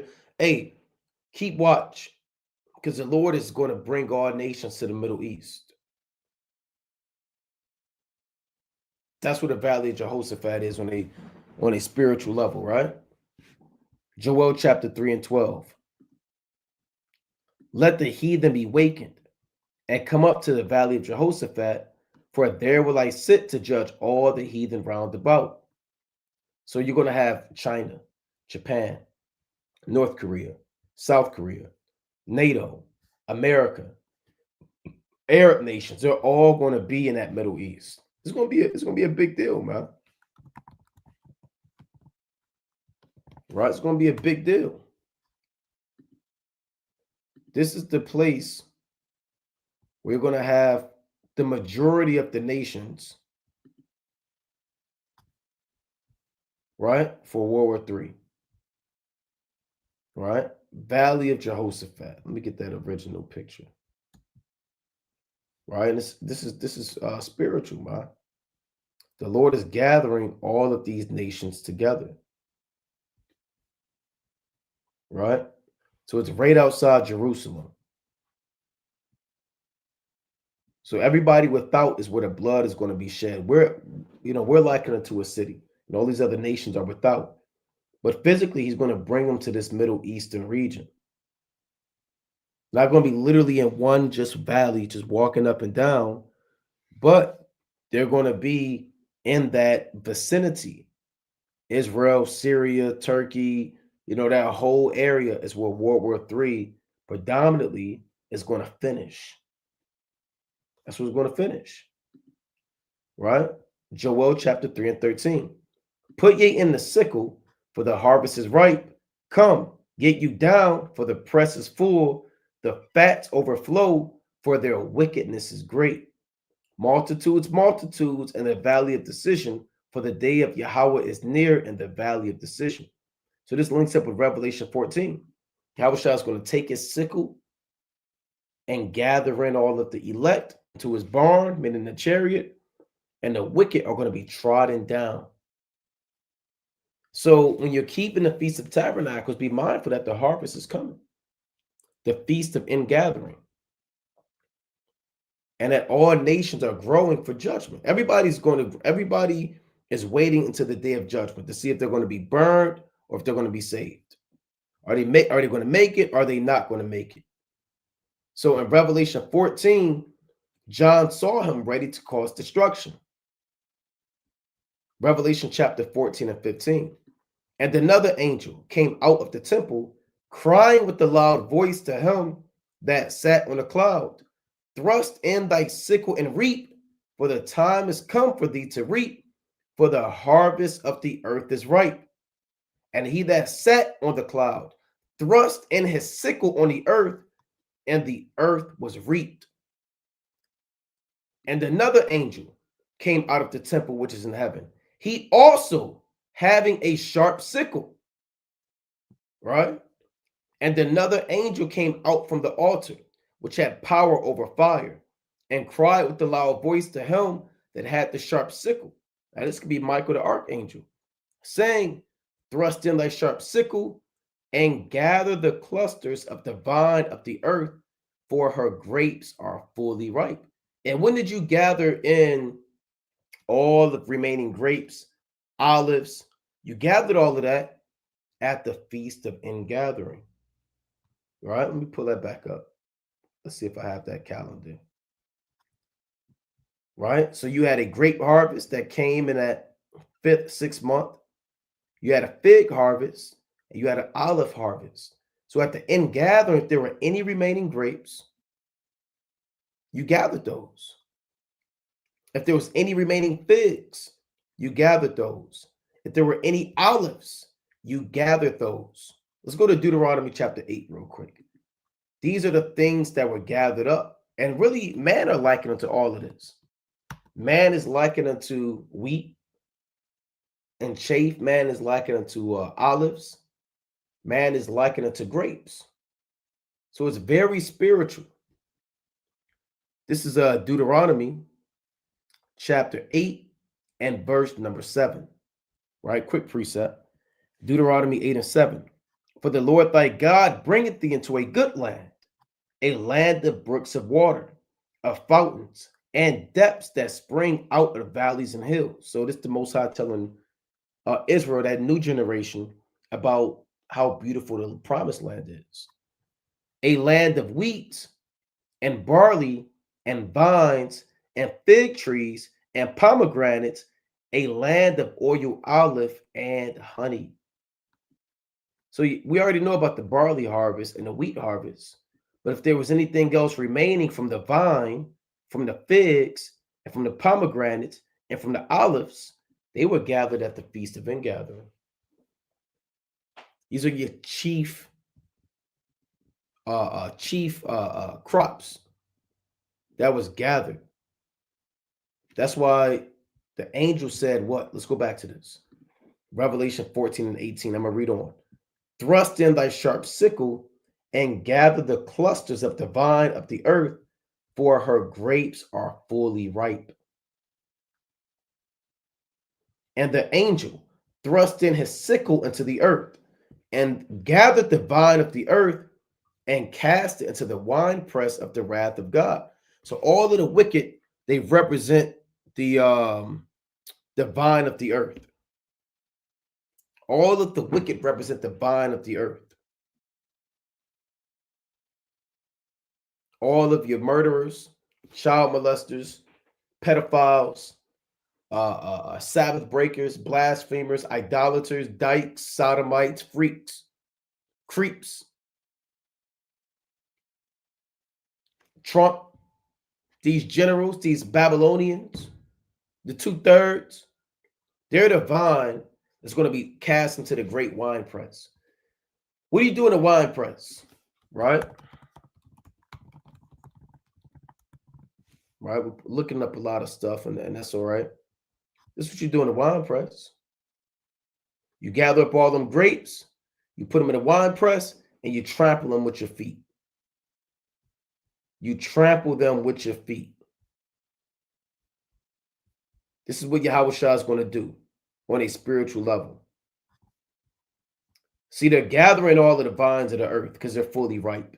They're taking the army of Babylon, the army of NATO, the army of the CSTO, right? The Shanghai Corporation Organization, the kings of the East, if you can understand. And they're putting them in a wine press. The wine press represents the valley of decision. And Yahweh Shah, he's going to have his way. He's going to trample them underfoot. And when were these grapes primarily gathered? Again, at the feast of the ingathering, right? At the feast of the ingathering. Let's go back to this. Revelation 14 and 19. And the angel thrust in his sickle into the earth and gathered the vine of the earth and cast it into the great winepress of the wrath of God. And the winepress was trodden without the city, and blood came out of the winepress, even unto the horses' bridles, by the space of 1,600 furlongs. Why is the winepress without the city? Because the city represents the elect. And there's not going to be any bloodshed amongst the elect. The Most High is the Lord said in Psalms 91 that 1,000 shall fall at thy side and 10,000 at thy right hand, but it shall not come nigh thee. So there's no blood in the city. All of the bloodshed is going to be without the city, on the outside. Everybody that's not the elect. So there's going to be a lot of bloodshed at the harvest. Let's go to Isaiah 63. It's going to be a lot of bloodshed. And I think about that during the Feast of Tabernacles, man, how this ingathering is going to be. And I don't want to be one of the grapes that's trodden underfoot, man. God forbid. Isaiah chapter 63 and 1. Who is this that cometh from Edom with dyed garment from Basra? So Isaiah saw Yahweh Shah with this chariot come. He said, who is this, man? Coming from destroying the so-called white man, right? Why is his garments dyed? He's looking up. He's trying to figure out on a metaphoric level, who is this guy? Yahweh Shah answered, right? Or he's continually his question. This that is glorious in his apparel, traveling in the greatest of his strength. Who's this guy traveling so great? He got dyed garments on. Who is this guy? Here's the answer. I that speak in righteousness, mighty to save. So Yahweh Shah answered. You're trying to figure out who this is? That's me. The King of Kings and the Lord of Lords. I'm mighty to save. But Isaiah, he's not satisfied. Isaiah got another question. He said, okay, yeah, that's cool. Okay, you're the God, you're the king. You speak in righteousness. You're mighty to save. But I got another question. Verse 2. Wherefore art thou red in thine apparel, and thy garments like him that treadeth in the wine fat? He said, okay, that's cool. But why are you drenched in red? Why do you look like you were trampling in grapes all day? What's that about? Here's the answer from Yahweh Shah. I have trodden the winepress alone, and of the people there was none with me. For I will tread them in my anger and trample them in my fury, and their blood shall be sprinkled upon my garments, and I will stain all my raiment. So all of the nations are going to be trampled and destroyed by Hamashiach Yahweh Shah at the Feast of Ingathering. And it's going to be so much death is likened unto Yahweh Shah having his garment drenched in nothing but blood, right? Drenched in nothing but blood. And again, the main things that were gathered up were your olives, your figs, your grapes. And men are likened unto that, man. Men are likened unto those things. Let's go to Isaiah 24. Let's go to Isaiah chapter 24 and verse number 10. The city of confusion is broken down. Every house is shut up that no man may come in. What's the city of confusion? Babylon. Babylon goes back to the Hebrew word babal, which means confusion. This is the city that reigns over the kings of the earth, the city of confusion, where at the harbor now, you can't even tell who's a man, who's a woman. There's so many trannies, freakism. There's so much confusion, sorcery going on. The Most High said it's going to be broken down. There's a crying for wine in the streets. All joy is darkened. The mirth of the land is gone. Yeah, when war kick off, this economy collapse, ain't going to be no turn-ups. Ain't no more football parties, tailgating, what they call them, bonfires, and all this stuff is going to be dead once the Lord shut the society down. And the city is left desolation, and at the gate, it's like in the gate is smitten with destruction. When thus it shall be in the midst of the land among the people, there shall be as the shaking of an olive tree and as the gleaning grapes when the vintage is done. So there's going to be a remnant of people, right? It's going to be a few people left. That's also in this chapter. Therefore, the inhabitants of the earth are burned and few men left. So men represent olives, men represent grapes, which are chief fruits that are gathered during the feast of ingathering. Let's go to Isaiah 17. All right, let's get that. This Isaiah chapter 17 and verse 6. Man, this whole thing is good. Let's start at 6. Yet gleaning grapes shall be left in it, as the shaking of an olive tree, 2 or 3 berries in the top of the uttermost bow or uppermost bow, 4 or 5 in the outmost fruitful branches thereof, said the Lord God. So everybody's not going to make it, man. There's always a remnant. The Lord said, I will take you 1 of a city and 2 of a family. Those are those 2 olives. Once the Lord starts shaking up Israel with judgments and war during the feast of ingathering, then everybody else is going to fall and be destroyed, and the Lord is going to gather up those remnant that are still left.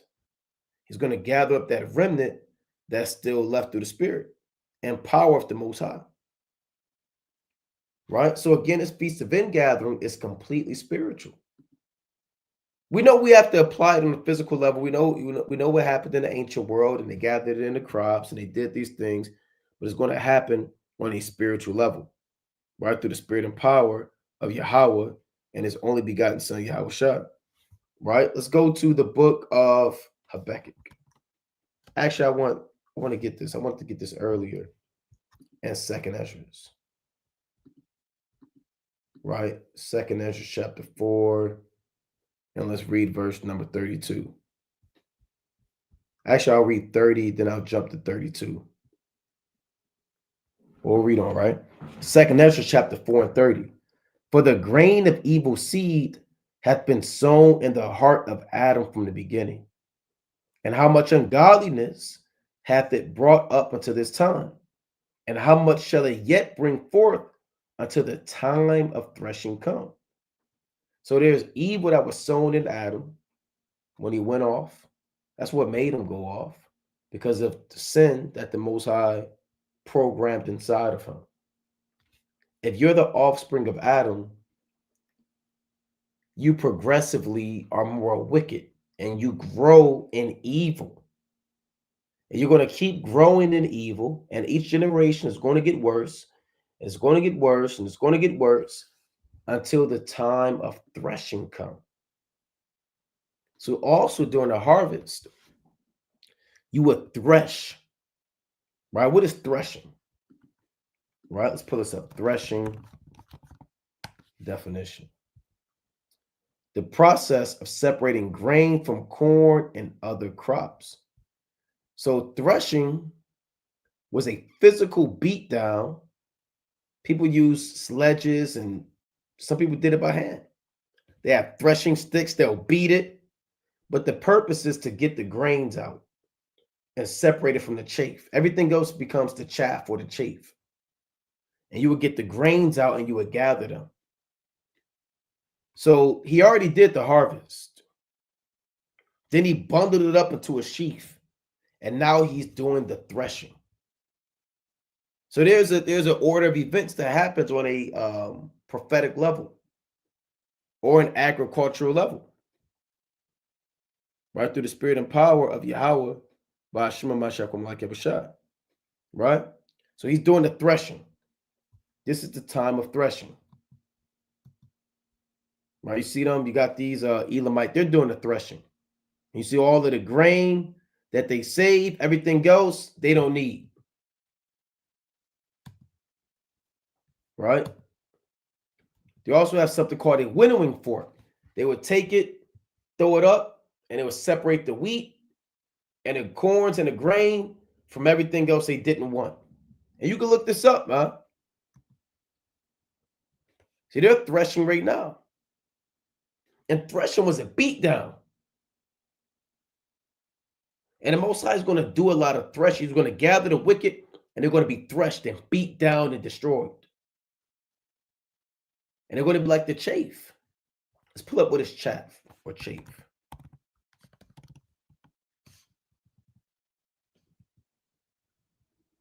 Let's see, chaff. The husk of corn or other seed separated by winnowing and threshing. You don't do nothing with chaff. There's nothing you can do with it. It's nothing profitable. Right? It's blown away. I mean, it's not much you can do with it. Because you don't want the chaff. You want the grain. You want that seed. Let's pull this up. So now we get, this is WFI agriculture. Right? So these are different corns that grow. Wheat is a corn. Barley is a corn. Right? You have other corns. Maize. Maize is a type of corn. See, the Negro, all he knows is corn on the cob with hot butter and salt. That's all he knows when he thinks of corn. Fried corn, cream corn, like a Negro. In the ancient world, you knew that there were different types of corn, different types of cereals. Every time you see corn in the Bible, it's not talking about corn that you see in Babylon the Great, maize. It's barley, wheat, rye, all these things. So let's pull this up. What do people do with chaff? What do farmers do with chaff?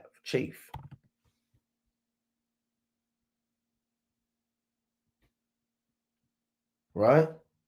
It says chaff. Now check this out. Farmers primarily use chaff from grain, I'll just call it chaff, from grain harvesting as a resource for livestock feed. So they just give it to the pigs, swine, cows, goats. You don't want to be the chaff at the time of threshing. Converting it into silage or incorporating it into a total mixed ration for cattle, or by collecting and feeding it directly. Others use chaff for biogas production, selling it to biogas plants, plowing it into the soil as a compost or a soil amendment, or check this out, or less commonly, using it for combustion. So they burn it. They burn chaff. There's nothing you can do with it. That's what's going to happen according to Second Ezra, the time of threshing. At the time of threshing, at the time of the harvest, Yahushua is going to take the righteous and gather them in the barn. The wicked are going to be threshed. And all of the wicked fruit they brought is going to be unprofitable, and they're going to be like the chaff of the summer threshing floor. Right? And that's in Daniel, the 2nd chapter. Let's actually get that. That's threshing. Let's go to Daniel, the second chapter. This is Daniel chapter 2 and verse number 34. Right? Now remember, we're not going to do a complete breakdown on this statue again. We've done it multiple times, but it represents the Babylonian kingdom, Medo-Persian King Empire, the Greeks, the Romans, and modern day NATO and the EU, right? And you look it up, right? You can dive into that. But here's a part that I want. I want the part where Yahushua returns and destroys the 10 toes. And if you watch the previous Sabbath lesson, the midnight lesson, then you understand exactly what I'm talking about. If you didn't watch it, go back and watch it, right? Daniel 2 and 34. Thou sawest till that a stone was cut out without hands, which smote the image upon his feet that were of iron and clay, and break them in pieces. So Yahushua is going to return and destroy NATO and the EU and their military. Then was the iron, the clay, the brass, the silver, and the gold broken to pieces together, and became like the chaff of the summer threshing floors. And the wind carried them away, that no place was found for them. And the stone that smote the image became a great mountain and filled the whole earth. So Yahushua is coming to destroy NATO and the EU, and they're like the chaff of the summer threshing floor, because Yahushua is coming to thresh them. And no place found for them, meaning that their power and their rulership is going to be taken away. And Yahushua is that stone that's going to become a great mountain, right? A great kingdom. Let's get a quick precept where it says that no place was found for them, meaning their power and their rulership is going to be taken away at the time of the harvest, at the time of the threshing. Revelation chapter 12 and 7. And there was war in heaven. Michael and his angels fought against the dragon, and the dragon fought and his angels. Right? So this is war. Yahushua and Michael and the chariots shooting laser beams, fire, activating their force fields, lightning strikes, and destroying all of the jets, all of the helicopters, all of the drones, unmanned aerial vehicles, whatever this damn devil got, they're going to be destroyed by Michael the archangel and Yahushua and all of the heavenly hosts.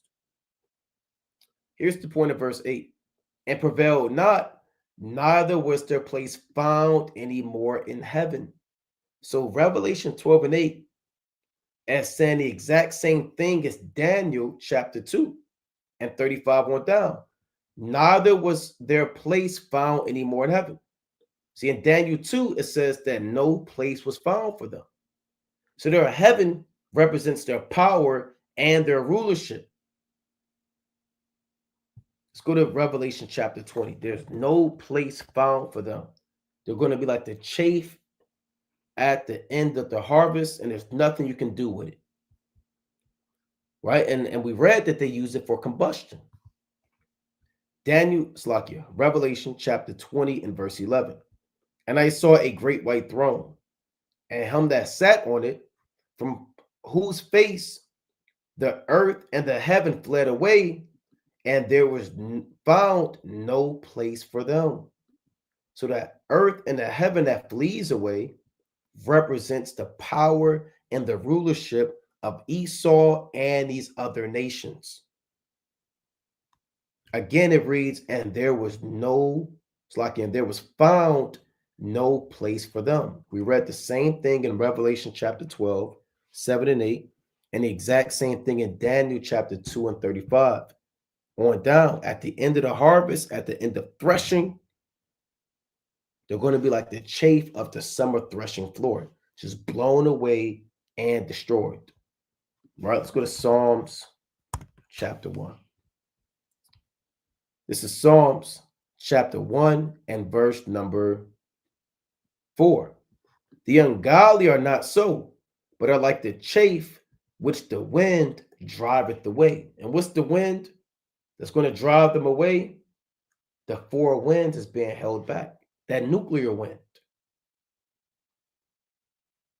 Chafe can't stand against the wind. Like the wicked can't stand against Yahweh's judgment. I'll read that again. Psalms 1 and 4. The ungodly are not so, but are like the chaff which the wind driveth away. Let's get a quick precept on the wind. Let's go to Jeremiah chapter 51. Right? Here's a quick precept for the wind. Jeremiah chapter 51 and verse number 1.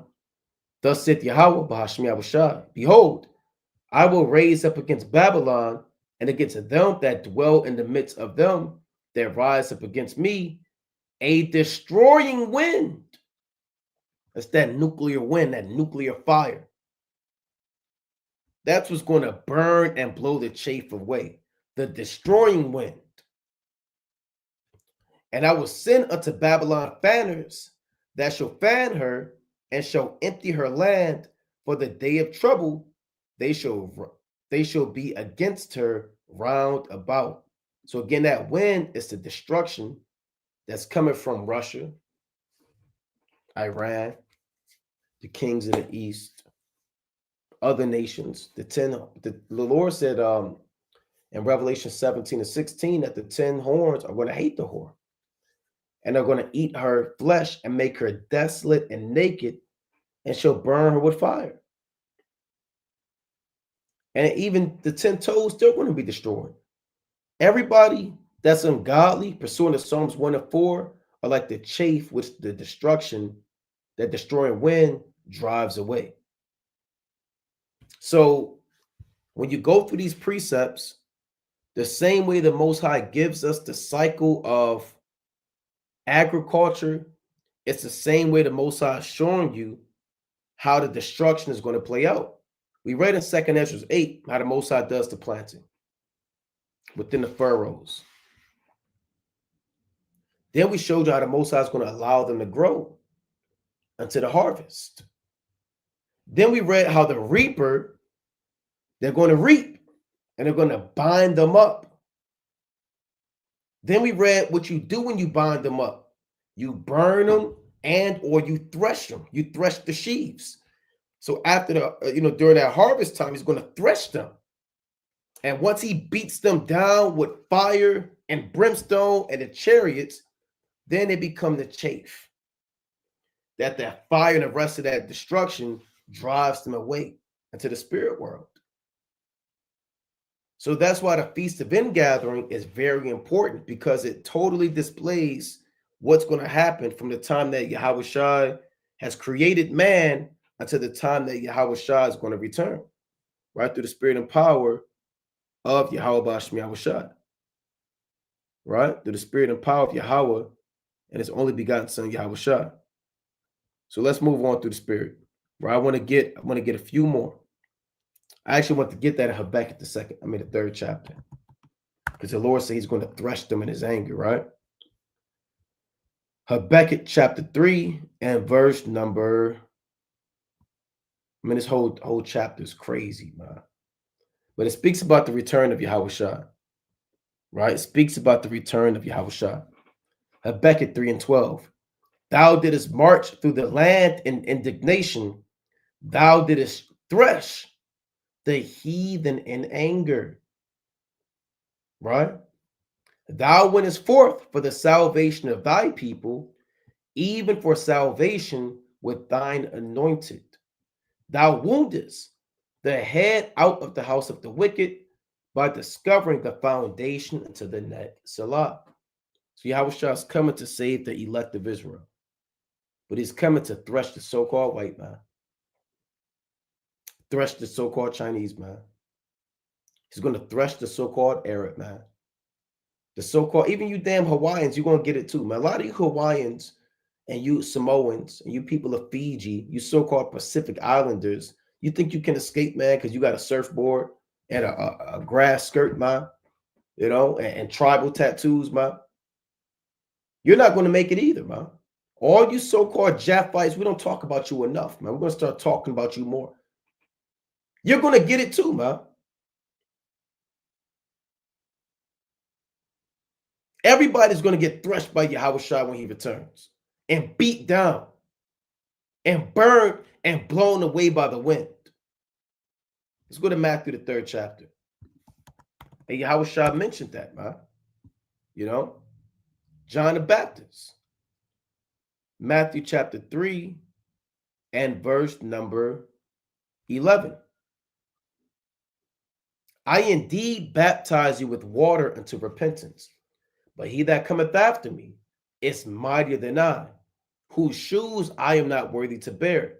He shall baptize you with the Holy Spirit and with fire, whose fan is in his hand. So Yahushua could turn that heat up, that affliction, that furnace, even the destruction. He has complete ability to put that fire out or to enhance that fire. That's what it means, whose fan is in his hand, right? It reads, and he will thoroughly purge his floor. So he's going to do a lot of threshing. There's something called a threshing floor. Let's pull that up. A threshing floor. Slakia. So he will thoroughly purge his floor. This is a threshing floor. You have an even ground where you do your threshing. And when you thoroughly purge it, you thoroughly separate the grain that you want from the chaff. You thoroughly separate it. So the Lord is going to use the angels to sever the righteous from amongst the wicked. That's how that thorough separation is going to be done. This is threshing right here. See, right now they got all of the wheat right there. They have the oxen, a yoke of oxen, and they have a threshing sledge. That's what this is. So the threshing sledge, let's see if I can zoom in on that. All right. That's what this guy is on right here. This right here is like a threshing sledge. And underneath of it are sharp rocks and other metals and things that help as it drags across that wheat or that barley. It breaks it and separates the chaff from what you actually want, right? And you can't do this one time. They got to keep going around and around. That's how you thoroughly purge your floor. Then you get rid of all your chaff and burn it, and then you look at what you have left, which is the grain that you want. So again, you'll never truly understand certain prophecies and breakdowns until you fully understand our heritage as being an Israelite and what we actually did in the ancient world and how it's fitting for particular prophecies and parables and judgments. So I'll read it again from the top. Matthew chapter 3 and 12. Whose fan is in his hand, and he will thoroughly purge his floor and gather his wheat into the garner, but he will burn up the chaff with unquenchable fire. You don't want to be the chaff. I want to go into this word. I want to go into both those words, chaff and garner, right? So here's the word garner that the elect are going to be placed in. The word for garner in the Greek is apotho. It's like it, apotheke. Apotheke. See that? It says a place in which anything is laid by or up, which is what the chariot.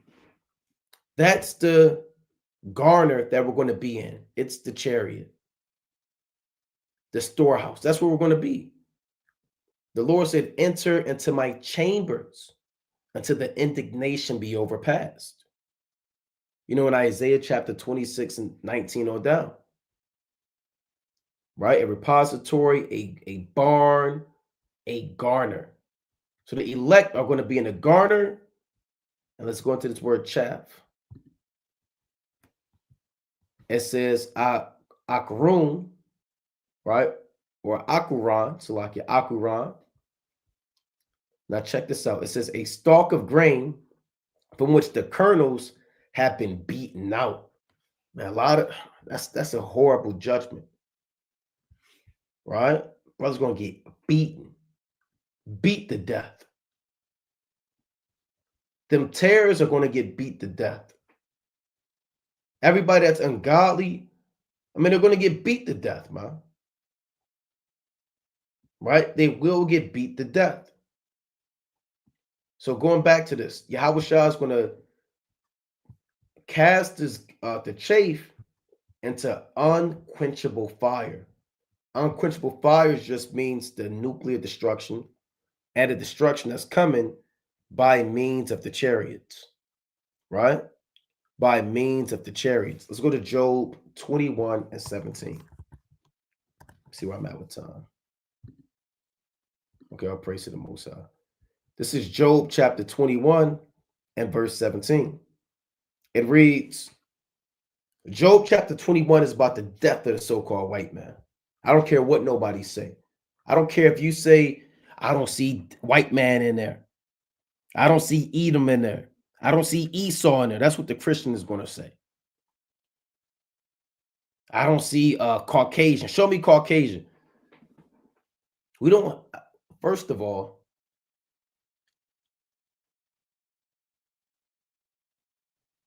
it doesn't have to say Esau or Edom in there, man. All it says is the wicked, and that's enough, man. The Lord said in Malachi, the first chapter, about Edom, they will call them the border of wickedness. They're the wicked. Job 9 and 24, they're the wicked. The Lord said, how oft is the candle of the wicked put out? Their candle is their light, their technology, their military, their government, their wisdom, their education, their universities, their elites. And how oft cometh their destruction upon them? The Most High distributed sorrows and his anger. They are as stubble before the wind, and as the chaff that the storm carrieth away. And there's a storm coming by many clouds, right? The Lord said there's in 2nd Ezra 15 that, let's get that real quick, right? About the clouds and the storm, right? 2nd Ezra chapter 15. He says, storms full of wrath. 2nd Ezra chapter 15 and verse number 38. And there shall come great storms from the south and from the north and another part from the west. So Job 21 said that Esau is going to be taken out and turned into chaff by the storms that are coming. The storms that's coming is the nations and their armies. That's what it's talking about. It's not an actual storm that's coming to take the so-called white man away. Just like he's not literally chaff, it's not a literal storm. There's no great hurricane Hebrew that's coming. You know, no, there's no great damn tornado. Tornado Frank that came and destroyed the so-called. There's no tornado Frank and Hurricane Hebrew. It's coming next August. From the south, from the north, and another part from the west represents all of this, all of the destruction that's coming. And strong winds shall arise from the east. Because who's the strong winds coming from the east? That's the military, the drones, the jets, the helicopters, all of that coming from China. Their missiles coming from Russia, coming from Iran, North Korea, India, Pakistan, Afghanistan. Those are the strong winds coming from the east. And shall open it, and the cloud which he raised up in wrath, and the star stirred to cause fear toward the east and the west wind shall be destroyed. So you're going to have war in the heavens, even amongst these other nations. And Slakia, the great and mighty clouds shall be lifted up full of wrath, and that star, meaning these missiles, that they may make all the earth afraid, because nuclear war is going to be happening on the earth. And them that dwell therein, and they shall pour out over every high and eminent place and horrible star. So horrible stars are going to start falling to the earth. Satan 1, the Satan 2, ICBM missiles, the mother of all bombs, over the high and eminent places represent the infrastructure, right? The communication centers, the hospitals, the schools, ancient wonders of the world, and New York, what they call it, the Statue of Liberty and the Eiffel Tower, the Great Wall of China, these, the Big Ben Tower, these ancient monuments and infrastructure. That's the high and eminent place. They're going to be destroyed by the missiles that come on the earth. Let's read on. Fire and hail and flying swords and many waters, that all fields may be full, and all rivers with the abundance of great waters. And they shall break down the cities and walls and mountains, hills, trees of the wood, and grass of the meadows, and their corn. And they shall go steadfastly into Babylon and make her afraid. So they're going to destroy Babylon the Great. That's the storms that's coming, right? These are the storms that are coming at the end of the harvest to blow that chaff away again through the Spirit. So let's go back to this in Leviticus 23, right, as we wind down. This is Leviticus chapter 23 and verse number 39. Let's read it again. Also, in the 15th day of the 7th month, that's this Saturday night at sundown, we're keeping the Feast of Tabernacles for you brothers following the calendar. It's a holy convocation, it's a Sabbath. When you have gathered in the fruit of the land, and the Lord is gathering in the fruit, he's gathering all of the nations in the valley of decision. And the Lord is also gathering the fruit that you're putting forth on a spiritual level, right? Let's get this real quick. The Lord is gathering your fruit on a spiritual level. Let's get the classic. What fruit are you bearing? Galatians chapter 5 and 22. But the fruit of the Spirit. So if the word of God is sown in you, you're going to bear fruit. So the Lord wants to see the fruit that you're bearing when he returns. But the fruit of the Spirit is love, joy, peace, long-suffering, gentleness, goodness, faith, meekness, temperance. Against such there is no law. So think about the prophecy coming to these other nations as well, but also think about the fruit that we're going to have to give an account of. Everything's going to be gathered up and reconciled to the Most High. Everything we've done that's righteous, right? Things that brothers have done that is wicked, it's all going to be gathered up before the Lord. Luke chapter 8 and 15. Luke chapter 8 and 15.